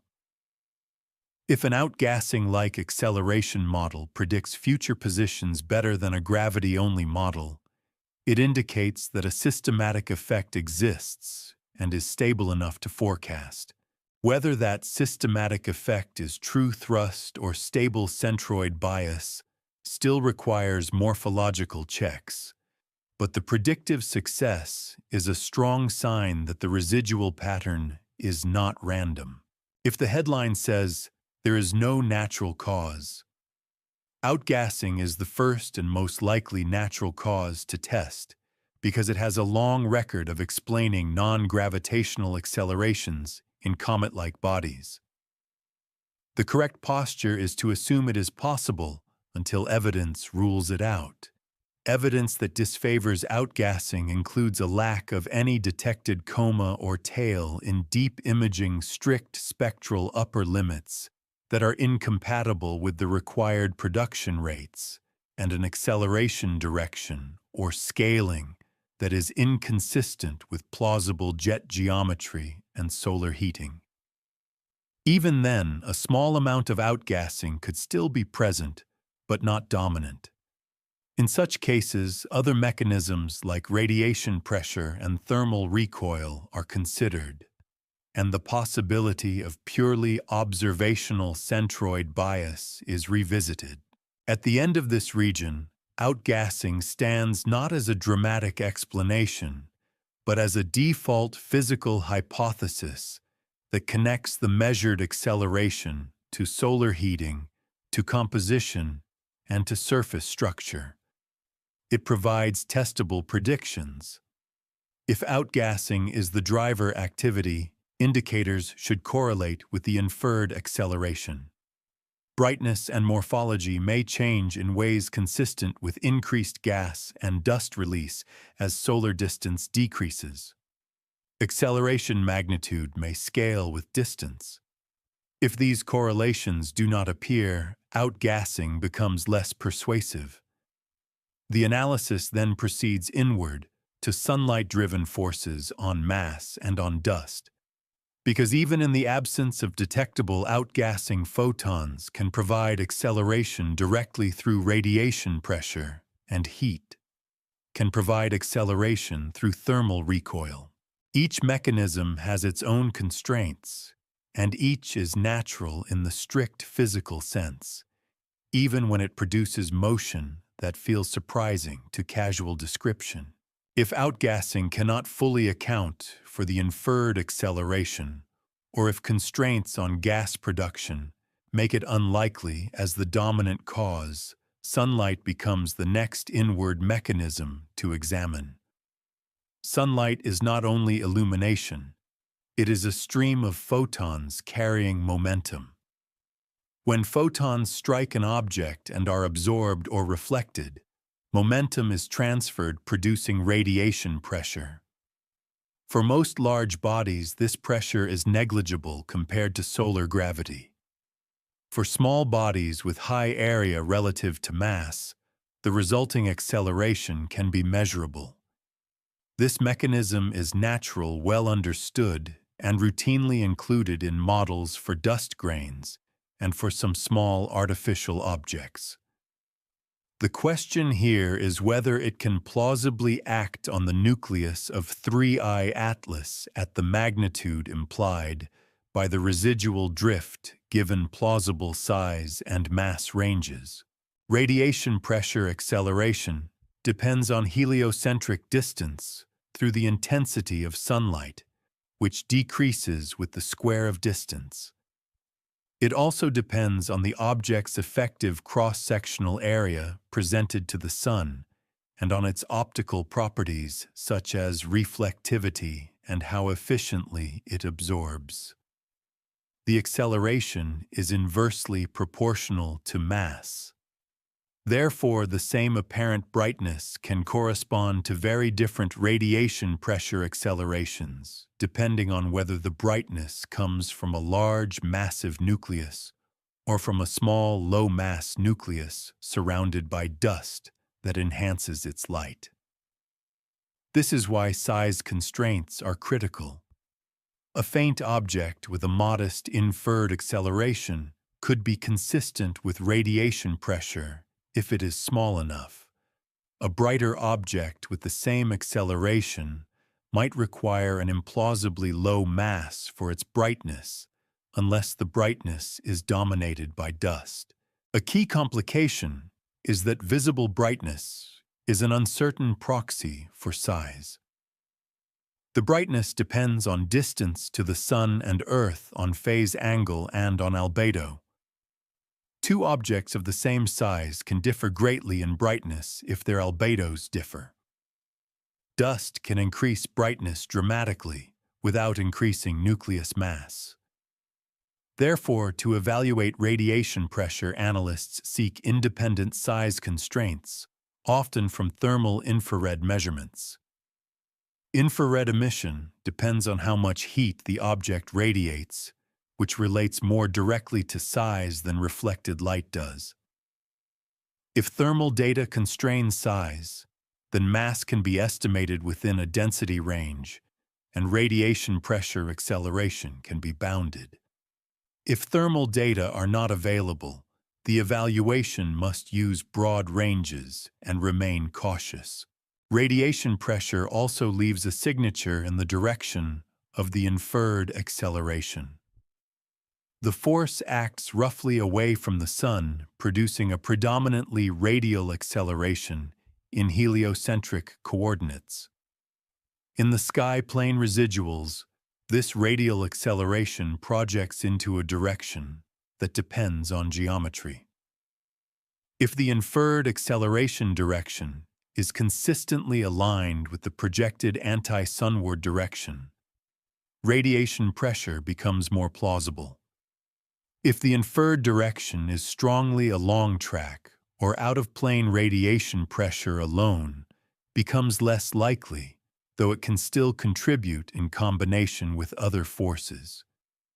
Yet direction inference itself depends on the orbit fit and on the data, so it must be treated as a model-dependent output. Still, direction provides a valuable filter. Even if radiation pressure on the nucleus is too weak, sunlight can produce an apparent acceleration through its action on dust. Dust grains released from the nucleus have extremely high area-to-mass ratios and are strongly affected by radiation pressure. This is why tails form and why tail orientation tends to be anti-sunward. If a dust coma or tail dominates the light, the measured centroid can be pulled away from the nucleus in a direction related to the tail. That centroid bias can mimic a radial acceleration because it shifts the measured position in the anti-sunward direction. Unlike true nucleus acceleration, this bias depends on observing conditions and on measurement choices. It can change with seeing, with aperture size, and with filter.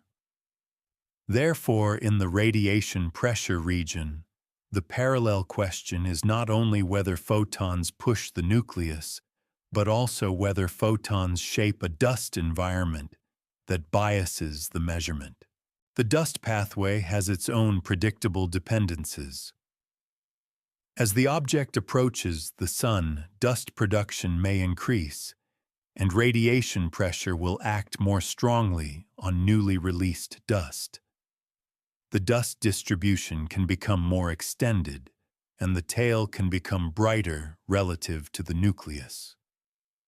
The center of light can shift. Phase angle affects scattering. In some geometries, forward scattering can make dust much brighter when viewed at small scattering angles, producing apparent brightening without a change in dust production. This can change the dominance of dust in the measured light, and therefore change centroid bias. As a result, an apparent acceleration might correlate with phase angle rather than with heliocentric distance, which would suggest a measurement bias rather than a dynamical force.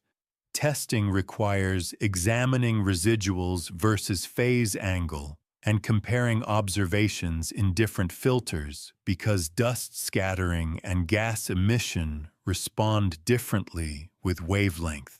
If radiation pressure on the nucleus is being considered seriously, the inferred area-to-mass ratio must be checked for plausibility. Natural small bodies have densities and structures that limit how low their mass can be for a given size. A very porous aggregate could have a low density, but there are still limits. If the inferred area-to-mass ratio implies an extremely low density or an extremely thin structure, the radiation pressure explanation becomes strained unless independent evidence supports such a structure. This evaluation does not require speculation. It requires comparing the inferred ratio to ranges seen or expected for natural bodies with appropriate humility about uncertainty. If the inferred ratio is within plausible bounds, radiation pressure remains viable. Radiation pressure also implies a smooth and continuous acceleration that scales with solar distance. If the inferred acceleration varies in a way that does not follow this scaling, radiation pressure alone is less persuasive. Yet again, dust can complicate this, because dust production can change, altering the measured centroid, and the centroid bias need not follow a simple inverse square law. Therefore, if the acceleration appears time variable, it may point back to dust and measurement. This is why, in practice, radiation pressure on the nucleus and dust-induced centroid bias must be evaluated together rather than separately. Both are sunlight-driven, but one is dynamical and one is observational. In the language of the title, the claim that there is no natural cause often arises when common expectations about gravity-only motion are violated. Radiation pressure is a natural cause that violates those expectations for sufficiently small bodies. It does not violate physics. It is physics. The challenge is to determine whether the object is in the regime where it matters, and whether the astrometry traces the nucleus. If the object is small and inactive, and if imaging shows it is point-like, radiation pressure can become a strong candidate. If the object is active and dusty, the dust centroid bias becomes a stronger candidate than direct radiation pressure on the nucleus, and any inferred acceleration must be interpreted with that in mind. At the end of this region, the analysis moves inward again toward thermal recoil, because even if radiation pressure is insufficient or ambiguous, absorbed sunlight and delayed thermal re-emission can produce a recoil acceleration tied to rotation and surface properties. Thermal recoil can produce a long-track drift that radiation pressure cannot easily mimic. It also provides a pathway for a natural cause in cases where the object appears inactive and point-like, and yet shows a small systematic divergence. Thus, the next inward layer addresses heat rotation and the subtle ways that energy balance can produce momentum exchange without gas and without dust dominance, completing the standard set of natural mechanisms that can explain non-gravitational accelerations in small bodies when measurement artifacts have been minimized. If sunlight pressure and outgassing remain insufficient or too degenerate with dust-induced biases, thermal recoil becomes the next inward mechanism, because it can produce a systematic acceleration even when the object appears inactive and point-like. Thermal recoil arises from anisotropic emission of infrared radiation.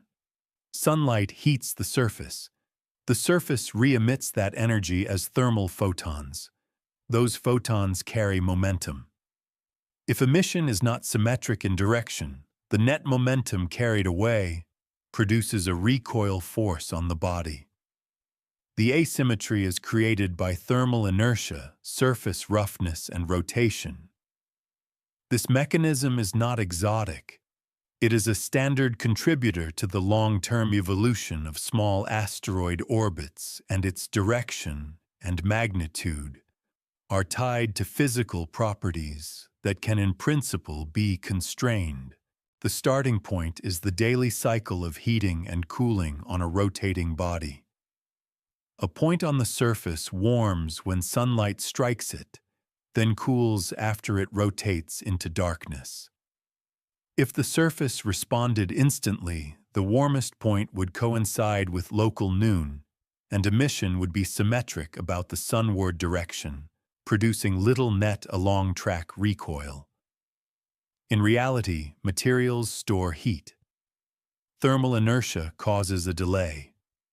The warmest region shifts toward the afternoon side. When the warm afternoon region emits infrared radiation, the recoil has a component that can be aligned with or against the direction of motion along the orbit depending on the sense of rotation. This is the diurnal component. It tends to change the semi-major axis over time, slowly shifting the orbit. In an astrometric residual pattern over weeks or months, it can appear as a persistent drift that is not purely radial. The seasonal component depends on the tilt of the spin axis. If the axis is tilted, one hemisphere can be heated more over part of the orbit. Heat can be stored and re-emitted, later producing a recoil that can have a different direction. The seasonal effect can be important for some spin states and sizes.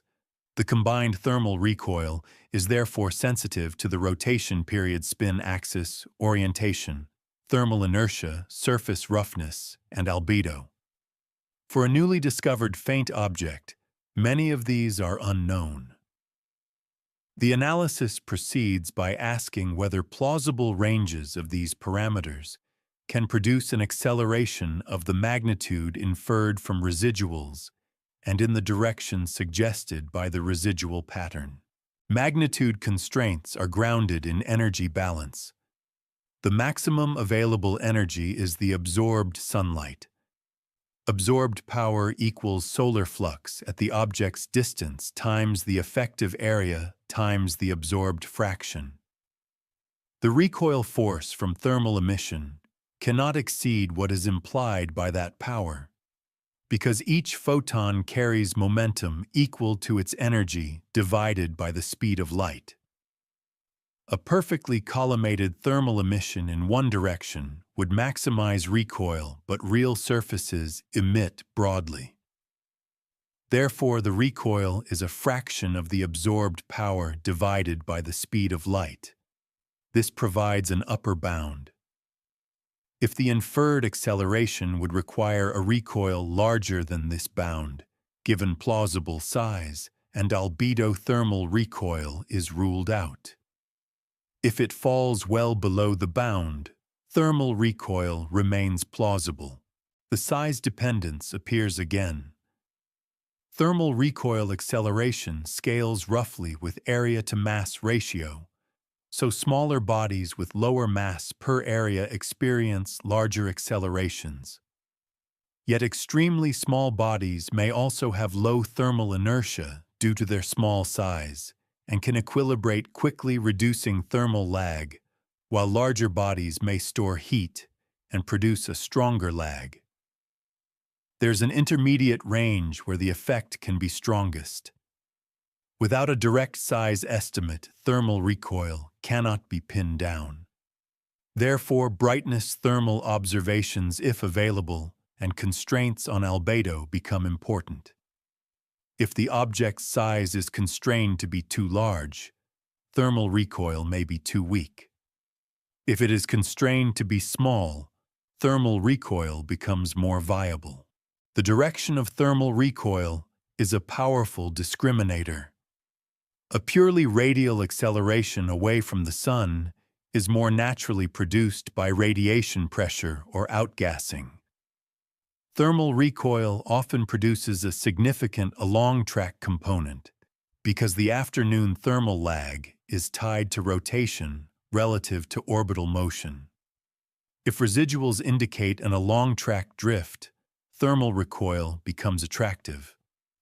However, residual direction inference requires an orbit frame interpretation, and dust centroid bias can still complicate the sky plane direction. Therefore, in practice, analysts fit a thermal recoil-like acceleration component, and test whether it improves prediction and whether the fitted component aligns with plausible spin states. This brings rotation into focus. Thermal recoil depends on spin period and axis. Photometric monitoring can reveal rotation period through brightness variations. A stable repeating light curve suggests a principal axis rotation and makes thermal recoil modeling more meaningful. A complex, non-repeating light curve suggests tumbling, which can reduce the net recoil by averaging emission over many orientations, or can create time-variable recoil. If the object tumbles, a simple constant recoil model may not fit well. Residuals might show variability or periodicity. Therefore, assessing spin stability is essential to deciding whether thermal recoil is a plausible dominant mechanism. Surface roughness also matters because it changes the angular distribution of emitted radiation. Rough surfaces have facets that can emit preferentially in certain directions and can create self-heating where one facet warms another. This can enhance or alter the net recoil. A very smooth surface emits more symmetrically. A very rough surface can create stronger anisotropy. Yet roughness is hard to measure directly. It is usually treated as a parameter range constrained indirectly by thermal infrared observations that probe how the surface heats and cools. Without such data, roughness remains a source of uncertainty that limits how strongly thermal recoil can be asserted.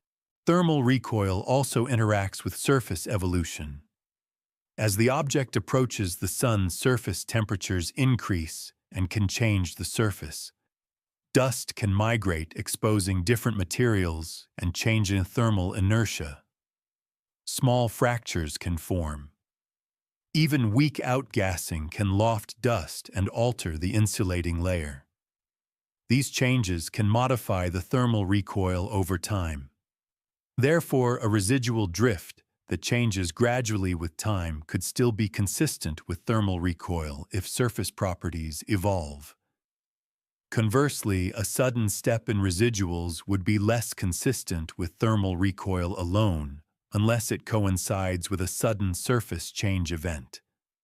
Again, correlations with photometry and morphology become important. A critical difference between thermal recoil and outgassing is that thermal recoil does not necessarily produce a visible coma. It can operate on inert bodies.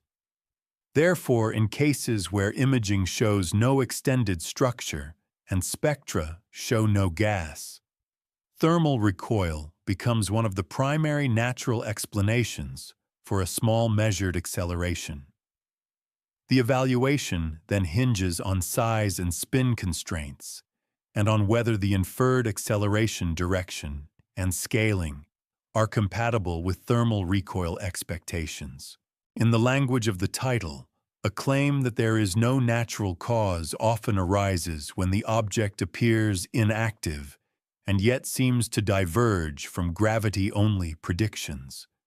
Thermal recoil offers a natural cause precisely for that scenario. It depends on sunlight and heat, not on gas. It is subtle, and therefore can be overlooked by casual reasoning. Yet it is predictable in the sense that it must obey energy constraints and should correlate with rotation and solar distance in specific ways. These constraints allow it to be tested. By the end of this region, thermal recoil stands as a candidate mechanism that links the inferred acceleration to the object's physical properties. It is not asserted as the answer. It is placed within a testable framework. If thermal recoil is responsible, then improved constraints on size, albedo, spin state, and thermal inertia should narrow the inferred recoil and improve prediction. If such constraints rule it out, attention shifts to more complex combinations of forces to time-variable activity or back to residual measurement biases that may persist even in point-like images. The next inward step therefore focuses directly on rotation state, because rotation is the gatekeeper for whether outgassing thrust and thermal recoil average into a steady acceleration or vary in ways that can make the motion appear puzzling under simple models. Rotation and shape form the next inward layer, because they determine whether any non-gravitational mechanism produces a steady, predictable acceleration or a variable, hard-to-model disturbance, and because they also determine whether astrometry traces a stable point or a moving brightness distribution. A small body is rarely spherical. It is often elongated, irregular, and covered with facets. As it rotates, the projected area and illumination change, and its brightness changes. These brightness variations can be used to infer rotation period, but they also reflect the object's shape and surface heterogeneity. The same physical features that create a light curve also create anisotropies in heating and in potential gas release, which in turn create thrust and recoil forces. Therefore, rotation is both a diagnostic and a driver. A stable rotation in principal axis mode produces a repeating light curve. The period can be measured if observations cover enough cycles and if the signal is not drowned by noise or by changing viewing geometry. The amplitude of the light curve provides hints about elongation, though surface albedo variations can also contribute. If the object is tumbling, the light curve may not repeat cleanly. It may show multiple periods or irregular changes. Tumbling is important because it can average out directional forces.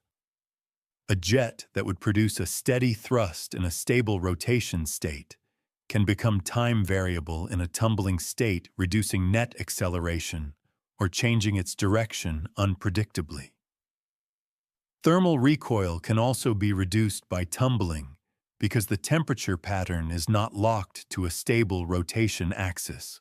Therefore, if a measured acceleration appears stable over time, it suggests either a stable rotation state or a mechanism that is not strongly sensitive to rotation orientation, such as radiation pressure on the nucleus. If the measured acceleration appears to vary, rotation-dependent mechanisms become more plausible. Rotation is not fixed. Torques can change it.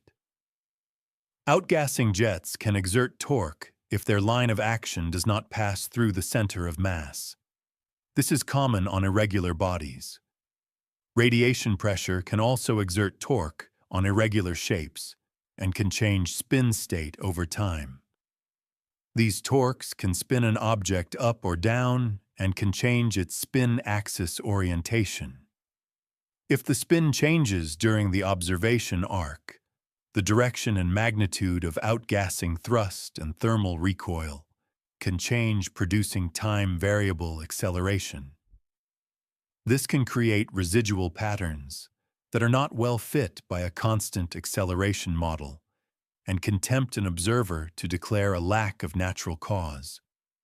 In reality, the cause would be natural but time-variable and coupled to a changing spin state.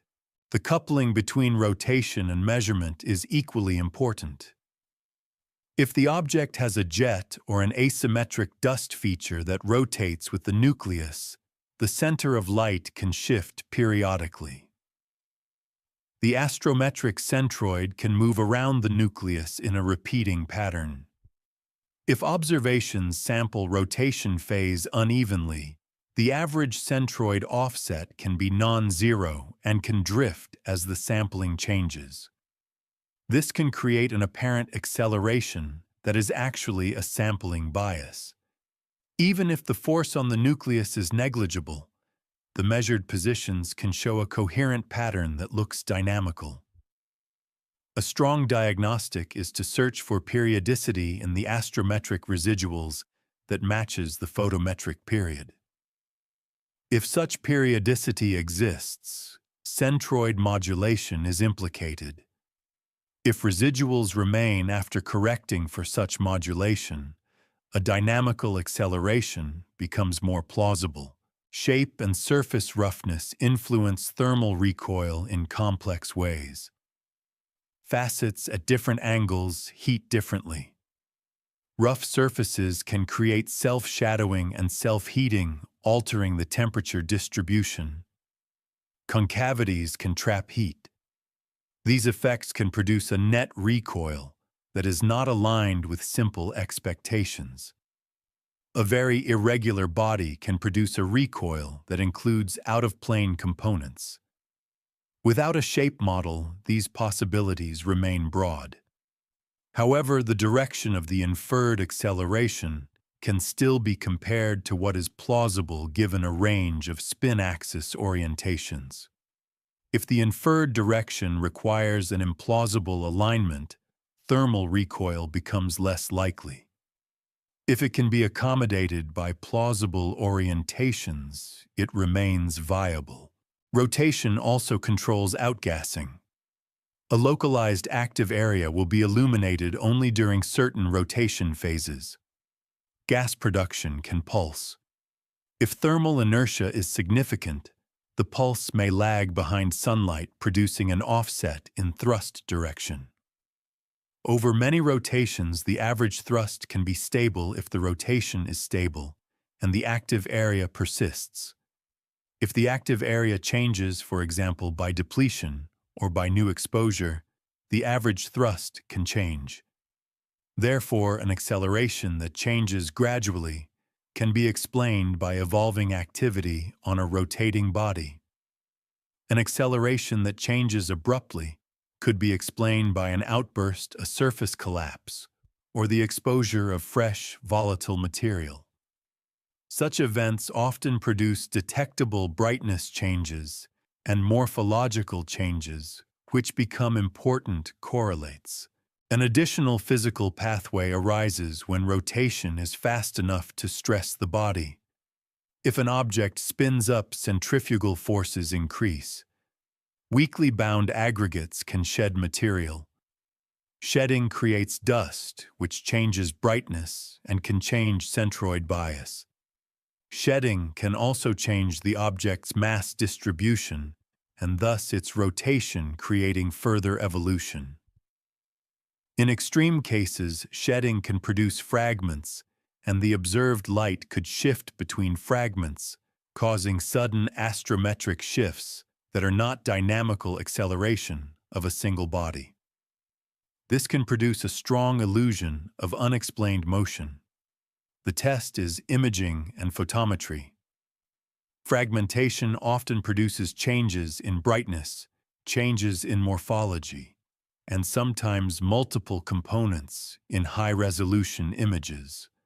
Without such evidence, fragmentation remains speculative, but it is a known natural pathway. In a robust analysis, rotation state is constrained by assembling a light-curve dataset that spans many nights. Observations are made in consistent filters when possible to reduce color effects. The light curve is analyzed for periodicity, amplitude, and changes. If a stable period is found, it provides a foundation for modeling thermal recoil and for predicting jet modulation. If no stable period is found, the analysis accepts that rotation may be complex, and it treats non-gravitational forces as potentially time variable. This changes the modeling approach. Instead of fitting a single constant acceleration, one might fit piecewise accelerations or include stochastic terms, but such approaches require strong data to avoid overfitting. The guiding principle remains prediction. Any more complex model must improve forecasting, not just retroactively fit. Rotation constraints also guide the interpretation of the phrase, "no natural cause." If the object is tumbling and faint, a simple model's failure is expected. The failure is not evidence of new physics. It is evidence that the force averaging is complex and the measurement is challenging. If the object is rotating stably and appears point-like, and yet a persistent acceleration remains that cannot be matched by outgassing radiation pressure or thermal recoil within plausible bounds, then the modeling gap becomes sharper. Even then, the likely resolution is not exotic forces, but a missing constraint on size density or activity or a subtle centroid bias that survives basic tests. By the end of this region, the role of rotation is clear. It controls the directionality and time variability of natural forces, and it controls the stability of the measured centroid in the presence of asymmetric emission. It can turn a simple physical mechanism into a complex observational signature. Therefore, a claim that there is no natural cause must be preceded by a demonstration that rotation's state has been constrained, or at least that the residual pattern does not correlate with rotation or with morphology in ways that would point to centroid modulation. The next inward step returns to gravitational environment in a different sense, examining whether any overlooked gravitational interactions, fragmentation, or binary behavior could be confusing what is being measured, because these are additional natural pathways to apparent acceleration that do not require any new force model, but do require careful identification of what object is being tracked. Even after non-gravitational mechanisms and rotation-linked complexities are considered, there remains a class of natural explanations that can create the appearance of unexplained acceleration without invoking any new force on a single intact nucleus. These explanations arise from what is being tracked. Orbit determination assumes that all astrometric points refer to the same physical body, and more specifically, to its center of mass. If that assumption is violated, residual patterns can appear that are coherent and persistent, yet do not reflect a true acceleration of a single object. This region therefore examines identification-level pathways, fragmentation, binarity, and subtle gravitational interactions that can alter motion in ways that seem surprising when the orbit is first interpreted. Fragmentation is a natural behavior for small bodies, especially those that experience thermal stress, outgassing pressure, or rotational stress. When a body fragments, the pieces follow similar but not identical trajectories because they separate with small relative velocities. The separation speeds can be small, but over time the pieces drift apart. If only one piece dominates brightness, at first the astrometry traces that piece. If dominance later shifts to another piece, or if the pieces overlap in the seeing disk and the combined centroid shifts, the measured positions can jump or drift. An orbit fit that assumes a single body will then show residual structure. The fit may interpret the structure as a non-gravitational acceleration because it is the simplest way to absorb systematic deviations. Yet the true situation would be multiple bodies with slightly different trajectories. Fragmentation can be subtle. It does not always produce a dramatic visual split in typical seeing. It can produce a diffuse coma with embedded condensations. It can produce a trailing dust feature. It can produce a slow change in brightness as fragments evolve. Therefore, the absence of a clearly resolved split does not rule fragmentation out. The test is to look for photometric and morphological signatures, sudden brightening or fading changes in the shape of the point spread function, persistent elongation, aligned with the motion or with the tail, or inconsistent astrometry between observatories that use different aperture sizes. High-resolution imaging is particularly valuable. If multiple condensations are present, they can sometimes be detected. If not, fragmentation remains a hypothesis that must be handled carefully, but it provides a natural pathway for an apparent acceleration.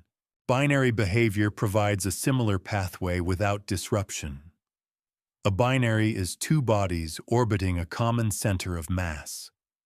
The center of mass follows a smooth trajectory. The center of light, however, can move as the components orbit and as their brightness ratio changes with phase and rotation. If the separation is small compared to the seeing disk, the pair is unresolved. The measured centroid can shift periodically. If the sampling of the binary orbit is uneven, the centroid shifts can create an apparent drift. Over time, this can resemble a non-gravitational acceleration, especially if the orbit fit is tight and the residual pattern is coherent. The signature would be periodic residuals, or a residual pattern that correlates with photometric variations. Again, high-resolution imaging and careful light curve analysis are the tests. A binary is a natural configuration for small bodies, and unresolved binarity has been seen in various contexts. It is therefore part of the plausible explanation set. There is also the possibility that the object is not a single stable photometric entity because its coma changes. If an active object develops a jet that brightens and then fades, the brightest region of the coma can shift. The centroid can track the jet rather than the nucleus. This is not fragmentation, but it produces similar consequences in astrometry. The measured position does not correspond to a single physical point. In the orbit fit, this can masquerade as acceleration. The tests are again morphology and method dependence, but the point here is that the identity of the measured centroid can be unstable even when the nucleus is intact. Gravitational interactions can also create surprises without any new physics, but they must be treated with care because they are predictable and therefore are either included already or can be included. A close encounter with a planet can deflect a trajectory. If early orbit solutions did not capture the true path, the timing and distance of such an encounter might be misestimated. As the orbit is refined, the encounter geometry can shift and the predicted trajectory can change. This can be misread as acceleration. However, once the orbit is tight, a close encounter's effect is simply part of the gravitational baseline and does not produce residuals if modeled correctly. Therefore, if residuals remain after the baseline is complete, a close encounter is unlikely to be the explanation unless the encounter involves a body not included in the model. The largest asteroids can be included as additional perturbing masses when precision demands it. Their influence is usually subtle, but in some cases it can matter. If including them changes residual structure, the acceleration claim weakens because the effect was gravitational and omitted. Yet for most observation arcs and precision levels, this influence is small compared to typical astrometric uncertainties. Still, in a disciplined analysis, sensitivity to such perturbations can be tested. If the acceleration disappears when major asteroid perturbations are included, the cause is found. If it does not, the cause lies elsewhere. A more delicate gravitational possibility is that the orbit is being fit across a boundary where different dynamical regimes produce similar sky tracks over short spans. For instance, a slightly hyperbolic and a very long period-bound orbit can look similar over a limited arc. Small non-gravitational terms can also shift which regime appears favored. In such cases, changes in classification can appear dramatic. Yet classification changes are not acceleration. They are model selection under uncertainty. Therefore, if the headline is driven by claims that the object should be unbound, but appears bound or vice versa, the proper interpretation is that the orbit remains sensitive to small forces and to measurement biases. This sensitivity is natural and common in cases near boundaries. Returning to fragmentation and binarity, these identity-level pathways are particularly relevant when a headline claims no natural cause. They demonstrate that the system being modeled may not match the model's assumptions. A single-body point mass model cannot represent a fragmenting object, an unresolved binary, or an object whose center of light is decoupled from its nucleus. The failure of the model in such cases is not a failure of physics. It is a failure of the representation. Therefore, the natural response is to test whether the object behaves like a single, stable point source. This includes deep imaging to search for multiple condensations, examining the point spread function, for elongation tracking, photometric evolution, for sudden changes, and comparing astrometry from different aperture choices. A practical diagnostic is consistency across apertures and across seeing conditions.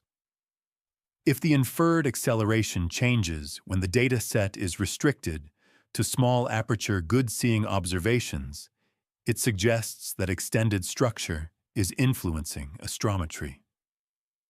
If the inferred acceleration persists, it suggests either a real force or an identity-level issue that affects even the best data, such as an unresolved binary with separation below typical seeing. Another diagnostic is whether residuals show periodicity that could be tied to a binary orbit or to rotation-modulated centroid shifts. Periodicity would argue against a simple constant force and in favor of a moving center of light. By the end of this region, the set of natural explanations for apparent acceleration is broadened in a specific way. It is not broadened by adding new forces. It is broadened by questioning whether the measured point corresponds to a single stable body. Fragmentation, binarity, and centroid decoupling are all natural and can create coherent residual patterns that resemble acceleration. They are testable through imaging and photometry. If they are ruled out, the case for a real non-gravitational acceleration strengthens. If they are supported, then the acceleration claim is reframed. The observed astrometry reflects a changing light distribution or multiple bodies, and the appropriate model is not a simple acceleration term, but a representation that accounts for the object's physical multiplicity or evolving coma. The next inward step, therefore, becomes a careful reframing of what no natural cause would mean after all standard mechanisms and identity-level explanations are considered, and it becomes a mapping of which remaining uncertainties prevent a unique explanation. After gravity has been hardened, measurement biases have been stress-tested, and the standard non-gravitational and identity-level explanations have been laid out, the phrase "no natural cause" can finally be addressed in a disciplined way. In this region, no natural cause is treated not as an absolute statement, but as a statement about a constrained modeling space within the mechanisms tested and within the parameter bounds supported by available observations. The residual pattern remains unexplained. The key is that both parts matter. Mechanisms tested and parameter bounds. Without parameter bounds, almost any mechanism can be stretched to fit by assuming extreme size, extreme density, extreme activity, or extreme structure. Without mechanism testing, any residual can be called anomalous prematurely. Therefore, this region makes explicit how a claim could be sharpened into a precise, honest statement, and why the sharper statement is usually far less dramatic than the headline. The first requirement for such a statement is that the residual pattern is robust. It must persist across independent observatories, and reductions survive removal of suspect data and remain significant under realistic uncertainty models. It must not be explainable as a catalog regime, change, refraction bias, timing bias, trailing bias, blending, or aperture-dependent centroid shift. It must not collapse when analysis is restricted to the best data. It must improve forward prediction when modeled as an additional acceleration or as a more complex time-variable term. If these requirements are not met, the phrase "no natural cause" is simply not supported because the effect may not be a property of the object. The second requirement is that the physical constraints are strong enough to limit the plausible parameter space. If radiation pressure is a candidate, size and mass must be bounded. If outgassing is a candidate, gas production must be constrained by spectroscopy or by deep imaging limits on activity. If thermal recoil is a candidate, spin state, and thermal inertia must be at least loosely constrained by photometry and thermal observations. If fragmentation or binarity is a candidate, high-resolution imaging must provide limits. Without these bounds, the argument cannot reach the stage where natural mechanisms are excluded. It can only reach the stage where natural mechanisms are untested or unconstrained. The third requirement is that the inferred acceleration has a direction and scaling that are inconsistent with the standard mechanisms under those bounds. For example, if the inferred acceleration is strongly radial and follows an inverse square dependence with solar distance radiation pressure or a dust-driven centroid bias would be natural fits, and outgassing could also fit depending on geometry. If the inferred acceleration is a long track and correlates with rotation period, thermal recoil becomes plausible. If the acceleration changes abruptly with a coincident photometric outburst, outgassing outbursts or fragmentation become plausible. Therefore, to claim no natural cause, the inferred acceleration must fail these pattern matches in a robust way. It must not align with the sun direction when radiation pressure is plausible. It must not align with activity indicators when outgassing is plausible. It must not align with rotation-linked expectations when thermal recoil is plausible. This is a high bar, and in practice rarely met because residual patterns are often consistent with one or more mechanisms within broad uncertainties. Even when the bar is met, the correct language remains about what is excluded, not about what is asserted. A careful statement might be that given the object's estimated size range and density range, the inferred acceleration would require an area-to-mass ratio that appears implausible for a natural body of that brightness and given spectral upper limits. Outgassing at the required rate is inconsistent with observations, and given photometry, thermal recoil at the required magnitude would require a thermal inertia and spin state outside plausible bounds, and imaging shows no extended structure that could explain centroid bias. Such a statement would still avoid declaring the acceleration has no natural cause in an absolute sense. It would declare that under the current evidence, the acceleration is not easily explained by the tested mechanisms. That is a very different claim from physics cannot explain it. This region also emphasizes that a mismatch between a model and data can arise from the model being too simple, not from nature being exotic. Non-gravitational forces can be time variable and orientation dependent. A simple constant acceleration term may be inadequate even when the underlying mechanisms are ordinary. For example, a rotating jet can produce thrust that varies with phase. A tumbling body can produce a changing thermal recoil direction. A dust coma can evolve changing centroid bias. If the analysis tests only constant or smoothly distance-dependent terms, it may find no satisfactory natural cause, but the true cause could be a more complex combination of ordinary effects. Therefore, the honest statement must include model completeness as well as mechanism completeness. If the model family is too narrow, the failure is not evidence of no natural cause. The phrase "right now" also becomes more precise here.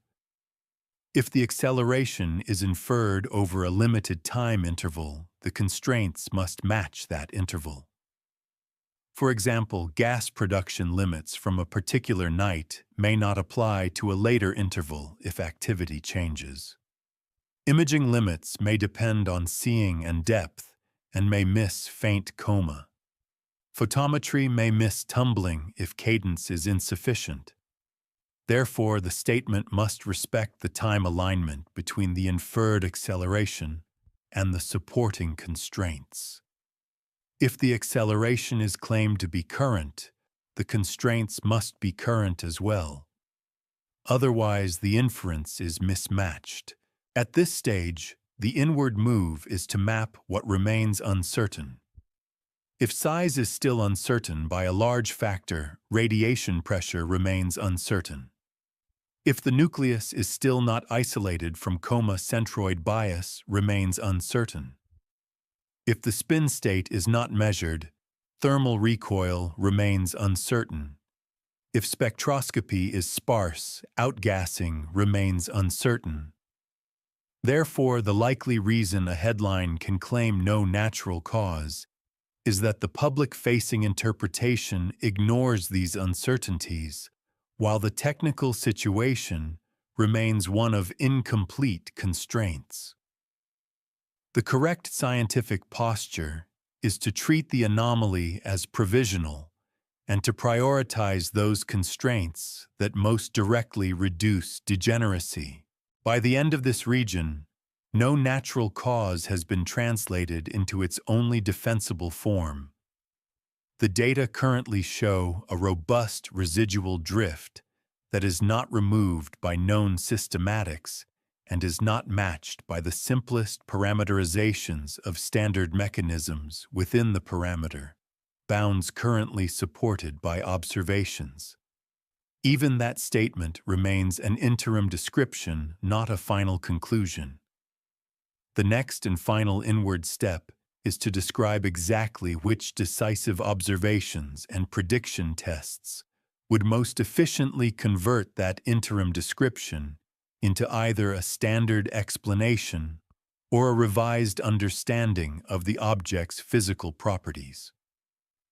That final step returns to the practical foundation of all such cases, forecasting and cross-validated measurement, because an effect that cannot be predicted reliably is rarely a trustworthy indicator of a new phenomenon, while an effect that can be predicted becomes a stable target for physical interpretation and constraint.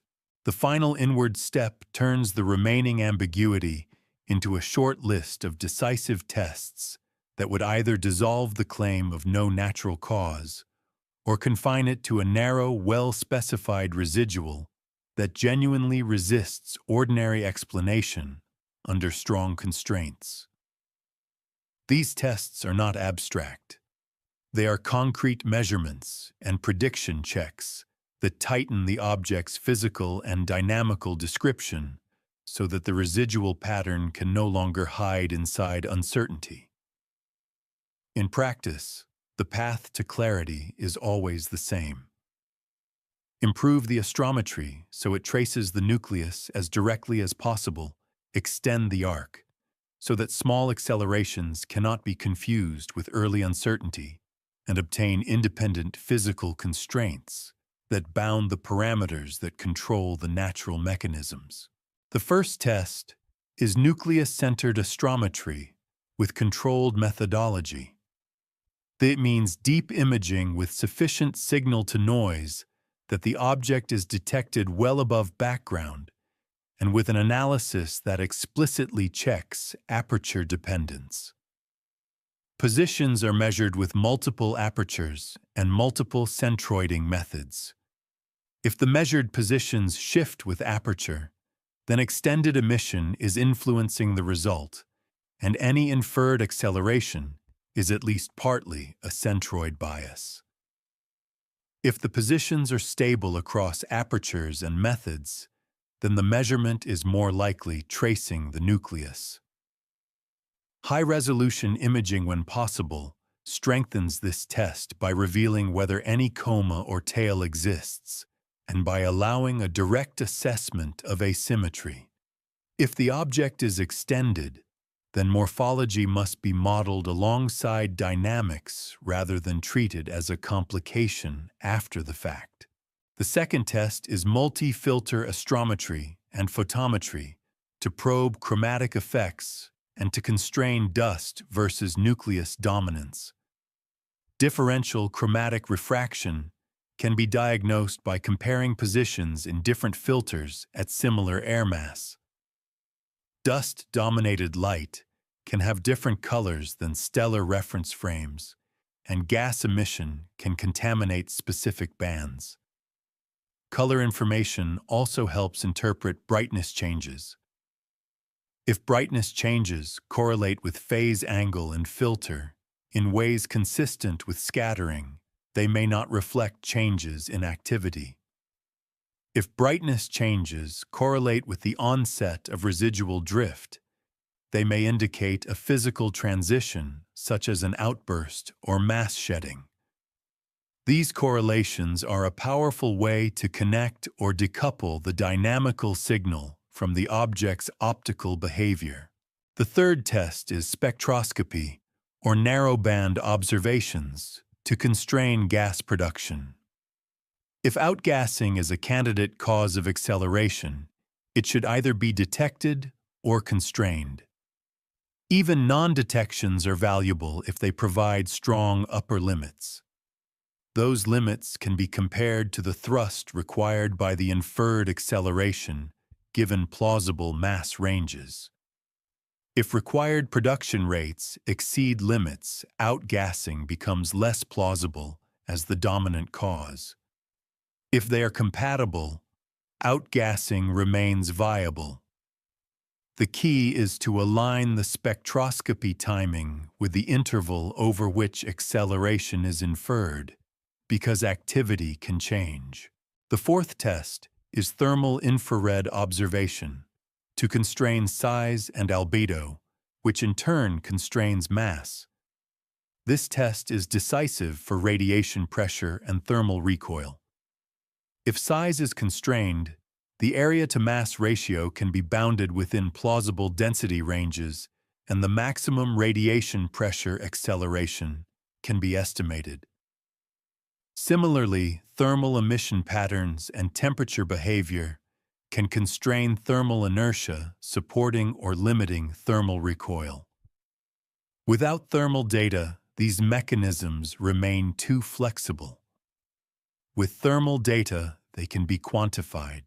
The fifth test is rotation state determination through a dedicated light curve campaign. A stable rotation period amplitude and phase behavior provide a foundation for modeling thermal recoil and for evaluating whether periodic residuals could be due to centroid modulation by rotating asymmetries. Evidence of tumbling changes the expectation. It makes time-variable forces and time-variable centroid shifts more likely. If the residual pattern is stable while the object tumbles, a simple constant acceleration becomes less plausible, and measurement bias becomes more suspect. If residuals show periodicity matching rotation, centroid modulation becomes likely.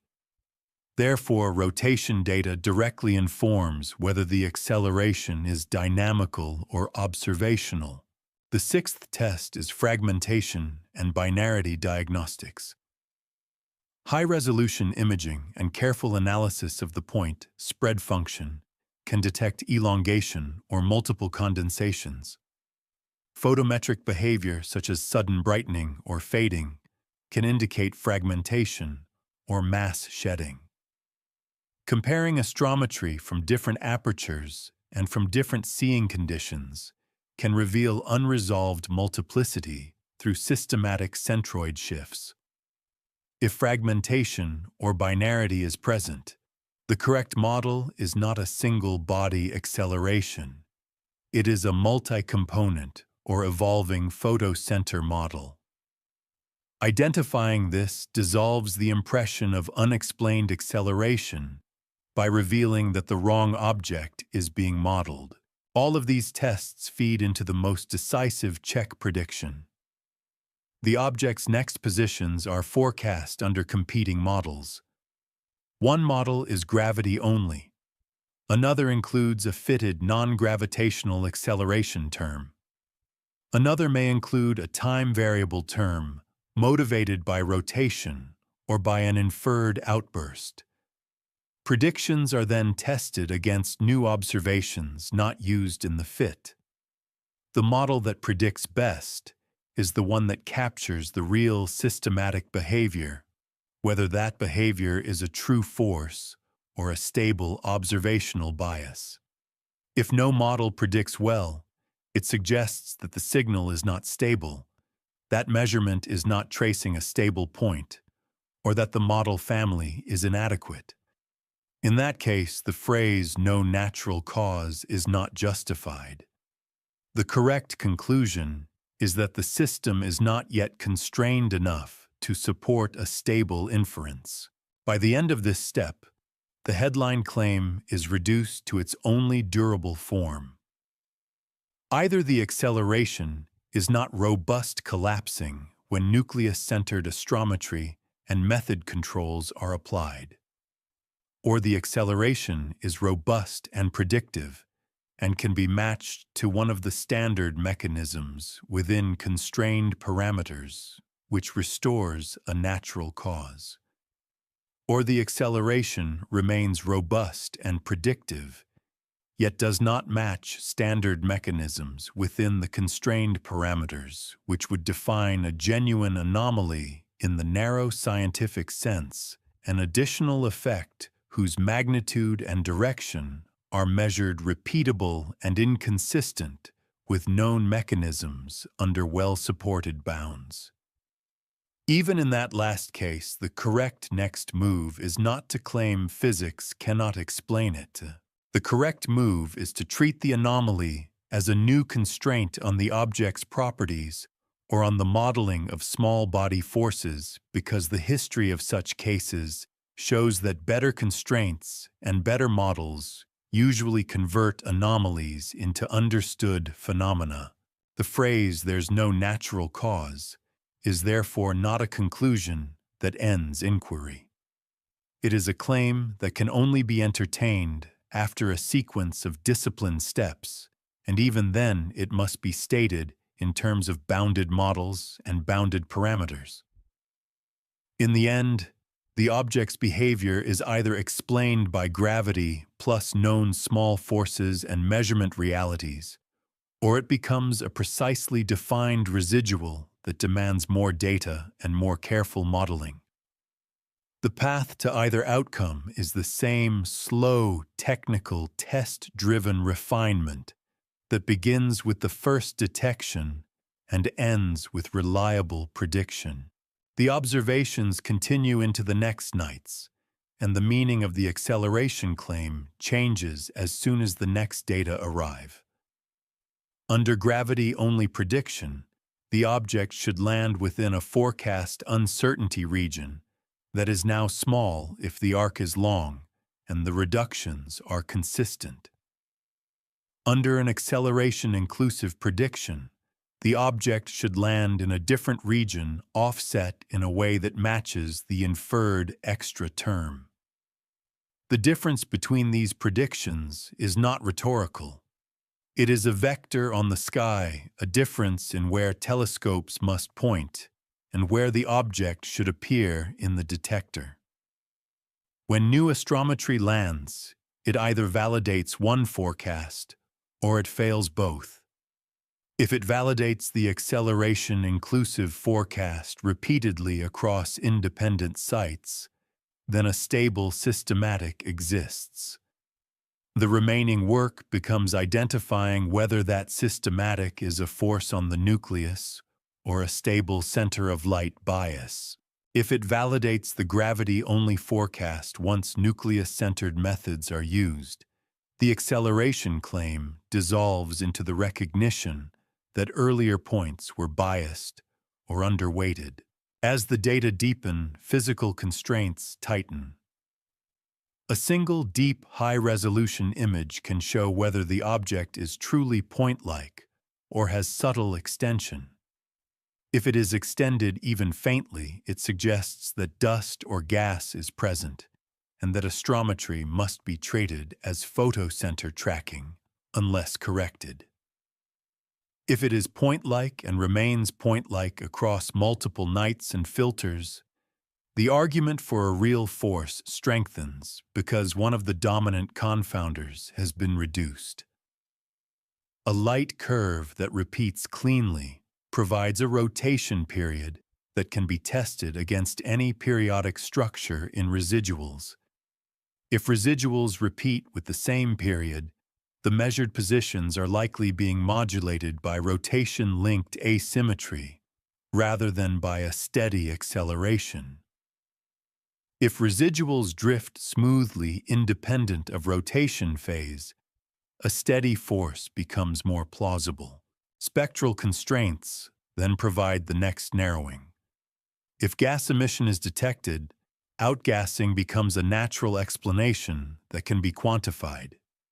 If gas is not detected, but strong upper limits exist, outgassing is bounded and attention shifts to radiation pressure and thermal recoil. Thermal infrared constraints on size then either open or close those doors. If the object is larger than a certain scale radiation pressure, and thermal recoil cannot produce a large acceleration, and the remaining possibilities shift back towards subtle outgassing fragmentation-driven photocenter shifts or residual systematics. If the object is small radiation pressure and thermal recoil become more plausible, and the measured acceleration can be translated into a required area-to-mass ratio that can be checked for plausibility. In every branch, the outcome is not a declaration that physics fails. It is a refinement of what is being measured. An acceleration that is real becomes a parameter with a direction and magnitude that improves prediction, and the mechanisms that can produce it are narrowed by independent constraints.